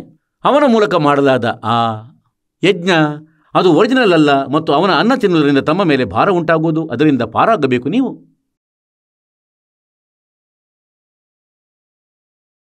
तो परमात्मा कहते धर्म तो धस के नहीं, ये धस के तीनों लोके, खैरायत में खैर है कि जय आत्म पोखे. अपन आत्माओं, अब जैसे एक यज्ञ है धर्म की और दूसरी यज्ञ है ध्यान और तीसरी यज्ञ है हवन की और चौथी यज्ञ परिणाम. ಈಗ ಇಲ್ಲಿ ಏನಿದೆ, ಪ್ರಥಮ ಯಜ್ಞ ಧರ್ಮದ್ದು, ತಮ್ಮ ಮೂಲಕ ನೀಡಲಾದ ದ್ರವ್ಯ. ಇಲ್ಲಿ ಭೋಜನ ಭಂಡಾರದಲ್ಲಿ ಇಲ್ಲಿ ಕಂಬಳಿ ತರುತ್ತಾರೆ, ಹಾಸಿಗೆಗಳನ್ನು ತರುತ್ತಾರೆ, ಮ್ಯಾಟ್ ತಂದಿದ್ದಾರೆ, ಫ್ಯಾನ್ ಅಳವಡಿಸಿದ್ದಾರೆ, ಶೆಡ್ ಹಾಕಲಾಗಿದೆ, ಟೈಲ್ಸ್ ಹಾಕಲಾಗಿದೆ. ಎಲ್ಲ ಪಾತ್ರೆಗಳನ್ನು ಕೊಳ್ಳಲಾಗಿದೆ. ಭಕ್ತರಾದ ತಮಗಾಗಿ ತಮ್ಮ ಮೂಲಕ ನೀಡಲಾದ ಧರ್ಮದಿಂದ ಇಲ್ಲಿ ಭೋಜನ ಭಂಡಾರದ ವ್ಯವಸ್ಥೆಯನ್ನು ಮಾಡಲಾಗುತ್ತದೆ. ಇದು ಧರ್ಮವಾಗಿದೆ. ಮತ್ತು एक जगह धर्म की दूसरी जगह ध्यान. ಧ್ಯಾನ ಎಂದರೆ ಪರಮಾತ್ಮನಲ್ಲಿ ವಿಶೇಷ ಶ್ರದ್ಧೆ. ತಮ್ಮ ಬುದ್ಧಿಯನ್ನು ಪರಮಾತ್ಮನಲ್ಲಿ ಸ್ವಲ್ಪ ಹೊತ್ತಿನ ತನಕ ದೃಢಗೊಳಿಸುವುದು, ಪರಮಾತ್ಮನ ಕಡೆಗೆ ಸ್ವಲ್ಪ ಹೊತ್ತು ಡೈವರ್ಟ್ ಆಗುವುದು, ನೋನ್ ಆಸ್ ಮೆಡಿಟೇಷನ್. ಪರಮಾತ್ಮನ ನೆನಪಾಗುವುದು, ಇದು ಧ್ಯಾನವಾಗಿದೆ. ಹಾಗಾದರೆ ಇಲ್ಲಿ ತಾವು ಯಾವಾಗ ಸತ್ಸಂಗದಲ್ಲಿ ಬರುವ ಮುನ್ನವೇ ತಮ್ಮ ಮೆಡಿಟೇಷನ್ ಪ್ರಾರಂಭವಾಗಿ ಬಿಡುತ್ತದೆ. ಹೇಗೆಂದರೆ ಯಾರೋ ಸರ್ವಿಸ್ ಮ್ಯಾನ್ ಇದ್ದಾನೆ, ಅಥವಾ ಯಾರೋ ಕೂಲಿಯವನು, ಅಂಗಡಿಯವನು, ರೈತನಿದ್ದಾನೆ. ಈಗ ಸಮಸ್ಯೆ ಏನಿದೆ ಅಂದರೆ, ಒಂದು ಮನೆಯಲ್ಲಿ ಒಬ್ಬರು ದೀಕ್ಷೆ ಪಡೆದಿಟ್ಟಿದ್ದಾರೆ ಮತ್ತು 4-5 ಜನರು ಉಪದೇಶ ಪಡೆಯದವರು. ಈಗ ಯಾರು ಉಪದೇಶವನ್ನು ಪಡೆದಿದ್ದಾರೆ, ಇಲ್ಲಿ ಈ ಅಮೃತ ಜ್ಞಾನ ಯಾರ ಕಿವಿಯಲ್ಲಿ ಹೋಗಿದೆ, ಅವನು ಯಾರ ತಡೆಗೂ ತಲೆಬಾಗಲಾರ ಮತ್ತು ಅವನು ಬರುವ ಪ್ರಯತ್ನವನ್ನು ಮಾಡುತ್ತಾನೆ. ಮನೆಯವರಿಗೆ ಯಾರಿಗೆ ಜ್ಞಾನವಿಲ್ಲ ಅವರು ವಿರೋಧಿಸುತ್ತಾರೆ. ನಂತರ ಹೇಳ್ತಾರೆ, ನೀನು ಆವಾಗ ಹೊರಟು ಹೋಗುವೆ, ನಷ್ಟವಾಗುವುದು, ಹೀಗಾದರೆ ಹೇಗೆ ಕೆಲಸ ನಡೆಯುವುದು? ಆಗ ನೀವು ಎಷ್ಟೋ ದಿನಗಳ ಮೊದಲು ಮತ್ತು ಸತ್ಸಂಗ ಹತ್ತಿರ ಬರುತ್ತಾ ಇದೆ. ಆಗ ಪರಿವಾರವನ್ನು ಪ್ರಸನ್ನಗೊಳಿಸಲು ಹಲವು ದಿನಗಳ ಮೊದಲೇ ತಾವು ಇಷ್ಟು ಪರಿಶ್ರಮದಿಂದ ಅತ್ಯಧಿಕ ಕೆಲಸ ಮಾಡಿ ತೋರಿಸುತ್ತೀರಿ. ಅಂದರೆ ಮನೆಯವರು ಬೇಗ ಪರ್ಮಿಷನ್ ನೀಡಲಿ ಎಂದು. ಇದಕ್ಕಾಗಿ ತಮ್ಮದೇನು ಆ ಮೊದಲಿಂದಲೇ ಏನು ಪ್ರಯತ್ನವಿತ್ತು, ಅದೇ ದಿನದಿಂದ ತಮ್ಮ ಮೆಡಿಟೇಷನ್ ಶುರುವಾಯಿತು, ಧ್ಯಾನ ಯಜ್ಞ ಶುರುವಾಯಿತು. ಹೀಗೆ ಒಬ್ಬ ಸರ್ವಿಸ್ ಮ್ಯಾನ್ ಕೂಡ ಇರುವನು. ಈಗೇನೆಂದರೆ ಭಕ್ತಿಹೀನರಾಗಿದ್ದಾರೆ ಎಲ್ಲರೂ. ಅಧಿಕಾರಿಗಳು, ಕರ್ಮಚಾರಿಗಳು ಕೂಡ ಭಗವಂತನಿಂದ ಎಷ್ಟೋ ದೂರವಿದ್ದಾರೆ. ಇವರಿಗಂತೂ ದುಡ್ಡು ಮಾತ್ರ ಕಾಣುತ್ತದೆ. ಈ ದಾಸರೊಡನೆ ಕೂಡ ಕೆಲವು ದಿನ ಹೀಗೆ ಸಂಘರ್ಷ ನಡೆದಿತ್ತು. ಸರ್ವಿಸ್ ಮಾಡುತ್ತಿದ್ದೆ. ಆವಾಗ ಸಂತ, ಸಿಪಾಯಿ ಮತ್ತು ಸಿಂಹ, ಹುಲಿ ಹೇಳುತ್ತಾರೆ, ಹಿನ್ನಡೆಯ ಹೆಜ್ಜೆಗಳನ್ನಿಡುವುದಿಲ್ಲ, ಇವರದು ಮುಂದಡಿಯೇ ಆಗುತ್ತದೆ. ಮುಂದಕ್ಕೇನೆ ಹೆಜ್ಜೆ ಇಡುತ್ತಾರೆ. ಆಗ ಮತ್ತೆ ಪರಮಾತ್ಮ ಕೂಡ ಸ್ವಲ್ಪ ನಮ್ಮನ್ನು ನೋಡುತ್ತಾರೆ. ಅಂದರೆ ಇವನು ನನ್ನ ವಚನಗಳನ್ನು ಎಷ್ಟು ದೃಢವಾಗಿ ಪಾಲಿಸ್ತಾನೆ, ನಂತರ ಅವನ ಮಾರ್ಗಗಳನ್ನು ತೆರೆದು ಬಿಡುತ್ತಾರೆ. ಮತ್ತು ನಂತರ ಹೀಗೆ ತೆರೆದರು, ಪರಮಾತ್ಮನು ಹೀಗೆ ದಯೆ ತೋರಿದರು, ಹೀಗೆ ಸಂಚಲನವನ್ನೇ ಸೃಷ್ಟಿಸಿದರು. ಯಾವ ರೀತಿಯಿಂದ ತಾವುಗಳು ಎಂದಿನಿಂದ ರಜೆ ಪಡೆಯಲಿಕ್ಕಾಗಿ ಅಧಿಕಾರಿಯೊಡನೆ ಪ್ರಾರ್ಥನೆ ಮಾಡುವುದಕ್ಕೆ ಮೊದಲೇ ಅವನನ್ನು ಖುಷಿ ಪ್ರಸನ್ನಗೊಳಿಸುತ್ತೀರಿ. ಅದು 2 ದಿನದ ಕೆಲಸ ಇದ್ದರೆ ಒಂದೇ ದಿನದಲ್ಲಿ ಮಾಡಿ ತೋರಿಸುತ್ತೀರಿ. ಅದರಿಂದ ಇವನು ಪ್ರಸನ್ನನಾಗಿ ಹೀಗೆ ಹೇಳಲಿ ಅಂದರೆ ಸ್ಯಾಂಕ್ಷನ್ ಮಾಡಿದೆ, ರಜೆ ಮಾಡಿಕೋ. ಹೀಗೆ ತಮ್ಮ ಈ ಮೆಡಿಟೇಷನ್ ಆ ದಿನದಿಂದ ಪ್ರಾರಂಭ ಆಯಿತು. एक जगह धर्म की दूसरी जगह ध्यान और तीसरी जगह हवन की. ಇಲ್ಲಿ ಪರಮಾತ್ಮನ ಕೃಪೆ ಇದೆ. ಪ್ರತಿಯೊಂದು ಸಮಾಗಮದಲ್ಲಿ 2.5 ಕ್ವಿಂಟಲ್ ದೇಶಿ ತುಪ್ಪದ ಹವನ ಆಗುತ್ತಿದೆ. 3 ದಿನಗಳಲ್ಲಿ ಒಂದು ಪಾಠಕ್ಕಾಗಿ 1 ಕಿಲೋ ಹತ್ತಿರ ದೇಶಿ ತುಪ್ಪದ ಹವನವು ನಡೆಯುತ್ತದೆ. ಹೀಗೆ ಎದುರುಗಡೆ ಹವನ ಆಗುತ್ತಿದೆ. ಹವನದ ಕ್ರಮವನ್ನು ಎಲ್ಲದಕ್ಕಿಂತ ಉತ್ತಮವಾಗಿ ಹೇಳಿದ್ದಾರೆ ಕಬೀರ ಪರಮಾತ್ಮರು. ಅದೊಂದು ಜ್ಯೋತಿ ಇರುತ್ತದೆ, ಹತ್ತಿಯದು. ಒಂದು 50 ಗ್ರಾಂ ಹತ್ತಿಯಲ್ಲಿ 100 ಗ್ರಾಂ ಹತ್ತಿಯಲ್ಲಿ 100 ಗ್ರಾಂ ಕೂಡ ಹಿಡಿಸುವುದಿಲ್ಲ. ಮತ್ತು 2.5 ಕ್ವಿಂಟಲ್ ತುಪ್ಪದ ಹವನ ಮಾಡುತ್ತೇವೆ ನಾವು 3 ದಿನದಲ್ಲಿ. ಕಂಟಿನ್ಯೂ ಹಗಲು ರಾತ್ರಿ ಉರಿಯುತ್ತಿರುತ್ತದೆ ಅದು. ಮತ್ತು 2.5 ಕ್ವಿಂಟಲ್ ತುಪ್ಪದ ಹವನ ಮಾಡಲು 40 ಕಿಲೋ ಕಟ್ಟಿಗೆ ಸುಟ್ಟು ಹಾಕುತ್ತಾರೆ ಇವರು ಹೇಳಿಕೊಂಡು, ಸ್ವಾಹ ಸ್ವಾಹ. ಅದರ ಜೊತೆಯಲ್ಲಿ ಕಾರ್ಬನ್ ಡೈಆಕ್ಸೈಡ್ ಕೂಡ ಉತ್ಪನ್ನ ಆಗುತ್ತದೆ. ಹೇಳಬೇಕೆಂದರೆ ಒಂದಂತೂ 100 ಗ್ರಾಂ ಹತ್ತಿಯ ಕಾರ್ಬನ್ ಡೈಆಕ್ಸೈಡ್, ಇನ್ನೊಂದು ಕಡೆ 40 kg ಅದು, 20 kg ಅದು. ಹಾಗಾದರೆ ಇದು ಎಲ್ಲಕ್ಕಿಂತ ಸುಲಭವಾದ ಕ್ರಮವಾಗಿದೆ. ಮತ್ತು ಮಂತ್ರ ಮಾಲೀಕನದು ನಾವು ಹೇಳುತ್ತಲೇ ಇರುತ್ತೇವೆ, ಪಠನೆ ನಡೆಯುತ್ತಲೇ ಇರುತ್ತದೆ. ಈ ಮಂತ್ರ ಆ ಸೂಕ್ಷ್ಮ ವೇದದ ಸಚ್ಚಿದಾನಂದ ಘನ ಬ್ರಹ್ಮನ ವಾಣಿಯ, ಅಂದರೆ ವೇದಗಳಿಗಿಂತಲೂ ಉತ್ತಮವಾದ ಮಂತ್ರ. ಆ 4 ವೇದಗಳಿಗಿಂತಲೂ ಉತ್ತಮವಾದ ಮಂತ್ರ ಸೂಕ್ಷ್ಮವಿದ್ದದ್ದು, ಅದನ್ನು ನಾವು ಹೇಳುತ್ತೇವೆ. और चौथी यज्ञ प्रणाम, ಉದ್ದಂಡ ಪ್ರಣಾಮವನ್ನು ಮಾಡಿಸುತ್ತೇವೆ. ಇದು ನಮ್ಮೊಳಗಿರುವ ಅಹಂಕಾರವೇನಿದೆ, ಇದು ನಮ್ಮ ಶತ್ರುವಾಗಿದೆ. ಮತ್ತು ನಾವು ಎಲ್ಲಿಯವರೆಗೆ ಆಧೀನರಾಗಿರುವುದಿಲ್ಲವೋ ಭಗವಂತ ಹತ್ತಿರ ಬರುವುದಿಲ್ಲ. ಆಧೀನ ಮಾಡಲು ಈ ದುಷ್ಟ ಮನಸ್ಸನ್ನು ದಂಡವತ್ ಪ್ರಣಾಮವನ್ನು ಮಾಡಿಸಲಾಗುತ್ತದೆ. ಅದರಿಂದಾಗಿದು ಈ ಮಣ್ಣನ್ನು ಮಣ್ಣು ಎಂದು ತಿಳಿಯಲಿ. ಈಗ ನಾವು ಮೊದಲು ಹೋದೆವು ಮತ್ತಲ್ಲಿ ನೋಡಿದೆವು ದಂಡವತ್ ಮಾಡುವುದನ್ನು. ಹಿಂದಕ್ಕೆ ಹೋಗಿ ಕುಳಿತೆವು ಒಂದು ಸೈಡಲ್ಲಿ. ಅಂದರೆ ಹೀಗೆ ಬೀಳುವುದಕ್ಕಾಗುತ್ತದೆಯೇ ಇಲ್ಲಿ? ಮತ್ತು ನಿಧಾನವಾಗಿ ಜ್ಞಾನವಾಯಿತು. ಹೇ ನಿನ್ನ ಅದ್ಭುತವಾಯಿತು. ನಂತರ ನಾಳೆ ಲಕ್ಕು ಹೊಡೆದು ಸೊಟ್ಟ ಮೂತಿಯಾಯಿತು. ಹೀಗೆ ಮತ್ತು ಬಾಯಲ್ಲಿ ನೊಣ ಒಳ ಹೊರ ಬರುವುದು. ಮತ್ತು ಎಲ್ಲಿಗೆ ಹೋಗುವುದು ಈ ಅಭಿಮಾನ ಅಹಂಕಾರ ನಿನ್ನದು? ಅಂದರೆ ಇಂತಹ ವಚನಗಳು ಮನಸ್ಸಿಗೆ ನಾಟಿದವು. ಈ ಮಣ್ಣನ್ನು ಮಣ್ಣೆಂದು ತಿಳಿದೆವು ಮತ್ತು ಸಫಲವಾಯಿತು ಕೆಲಸ. ಹೀಗೆ ಆ ಪರಮಾತ್ಮನನ್ನು ಪಡೆಯಲಿಕ್ಕಾಗಿ ಏನು ನಮಗೆ ರಿಹರ್ಸಲ್ ಮಾಡಬೇಕಾಗಿದೆ, ಏನು ಪ್ರಾಕ್ಟಿಕಲ್ ಮಾಡಬೇಕಾಗಿದೆ, ಅದನ್ನು ಇಲ್ಲಿ ಮಾಡಬೇಕಾಗುತ್ತದೆ. ಹೇಗೆಂದರೆ ಮಗನು ಮಿಲಿಟರಿಯಲ್ಲಿ ಸಿಲೆಕ್ಟ್ ಆಗುತ್ತಾನೆ. ಈಗ ಅಲ್ಲಿ ಅವನದು ಅಪಾಯಿಂಟ್ಮೆಂಟ್ ಆಗಿದ್ದರೆ ಅವರು ಎಲ್ಲ ಕ್ರಿಯೆಗಳನ್ನು ಮಾಡಿಸುವರು, ಅದರಲ್ಲಿ ಅವನು ಫಿಟ್ ಆಗಲೆಂದು. ಅವನನ್ನು ಹೀಗೀಗೆ ಕೂಡ ನಡೆಸುವರು. ಎಗರಿ ಹಾರುವುದನ್ನು ಮಾಡಿಸುವರು, ಹಗ್ಗಗಳ ಮೇಲಿಂದ ಜಿಗಿಸುವರು, ಹಗ್ಗ ಹಿಡಿದು ಹತ್ತಿಸುವರು. ಅವರು ಇದೆಲ್ಲವನ್ನು ಅವರು ಇದಕ್ಕಾಗಿ ಮಾಡುವರೆಂದರೆ ಯಾವಾಗ ಶತ್ರುವಿನೊಡನೆ ಎದುರಿಸುವಾಗ ಇವನು ವಿಫಲಗೊಳ್ಳಬಾರದೆಂದು. ಹಾಗಾಗಿ ತಮಗೂ ಇಲ್ಲಿ ಆ ಸೈನಿಕ ರೀತಿಯ ಟ್ರೈನಿಂಗ್ ಎಂದು ತಿಳಿದುಕೊಳ್ಳಿ ನೀಡಲಾಗುತ್ತಿದೆ. ಅಂದರೆ ನಾವು ಇಲ್ಲಿಂದ ಯಾವಾಗ ಹೋಗುತ್ತೇವೆ ಆಗ ಯಮದೂತರನ್ನು ನಾವು ಎದುರಿಸುತ್ತೇವೆ ಮತ್ತು ಎಲ್ಲಾದರೂ ಆವಾಗ ನಾವು ವಿಫಲಗೊಳ್ಳದಿರಲಿ ಎಂದು. ಅಹಂಕಾರ ನಮ್ಮ ಎಲ್ಲಕ್ಕಿಂತ ದೊಡ್ಡ ಶತ್ರು ಆಗಿದೆ. ಒಬ್ಬ ಅಜಾಜಿಲ್ ಹೆಸರಿನ ಭಕ್ತನಿದ್ದ ಮತ್ತು ಅವನ ಗುರು ಹೇಳಿದ, ಎಷ್ಟು ಪ್ರಣಾಮವನ್ನು ನೀನು ಮಾಡುವೆ ಅಷ್ಟೇ ನಿನ್ನ ಒಂದು ಯಜ್ಞ ಆಗುವುದು. ಅವನು 11 ಶತಕೋಟಿ ದಂಡವತ ಪ್ರಣಾಮ ಮಾಡಿದ. ಮತ್ತು ಪುಣ್ಯಾತ್ಮರೇ, ಅಂತೆಯೇ ಹೊಲದಲ್ಲಿ ಬೀಜ ಬಿತ್ತದೇನೆ, ಗೊಬ್ಬರ ಮತ್ತು ನೀರು ಹಾಕುತ್ತಿದ್ದರೆ ಕಸಕಡ್ಡಿ ಬೆಳೆಯುವುದು ಅದರಲ್ಲಿ.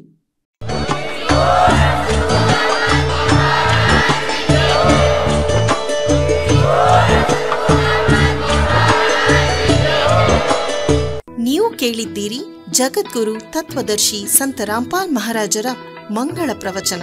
ಹೆಚ್ಚಿನ ಮಾಹಿತಿಗಾಗಿ ವಿಸಿಟ್ ಮಾಡಿ ನಮ್ಮ ವೆಬ್ಸೈಟ್ www.jagadguru-rampalji.org. ಸಂತ ರಾಮ್ಪಾಲ್ ಮಹಾರಾಜರ ಶುಭ ಆಶೀರ್ವಾದದಿಂದ ಇಡೀ ವಿಶ್ವದಲ್ಲಿ 500ಕ್ಕೂ ಹೆಚ್ಚು ನಾಮದೀಕ್ಷಾ ಕೇಂದ್ರಗಳಿವೆ. ಇದರಲ್ಲಿ ಸಂತ ರಾಮ್ಪಾಲ್ ಮಹಾರಾಜರಿಂದ ನಿಶುಲ್ಕವಾಗಿ ಆನ್ಲೈನ್ ನಾಮದೀಕ್ಷೆ ಕೊಡಲಾಗುತ್ತಿದೆ. ತಮ್ಮ ಹತ್ತಿರದ ನಾಮದೀಕ್ಷಾ ಕೇಂದ್ರದ ಮಾಹಿತಿಗಾಗಿ ಸಂಪರ್ಕಿಸಿ 888 444 7302.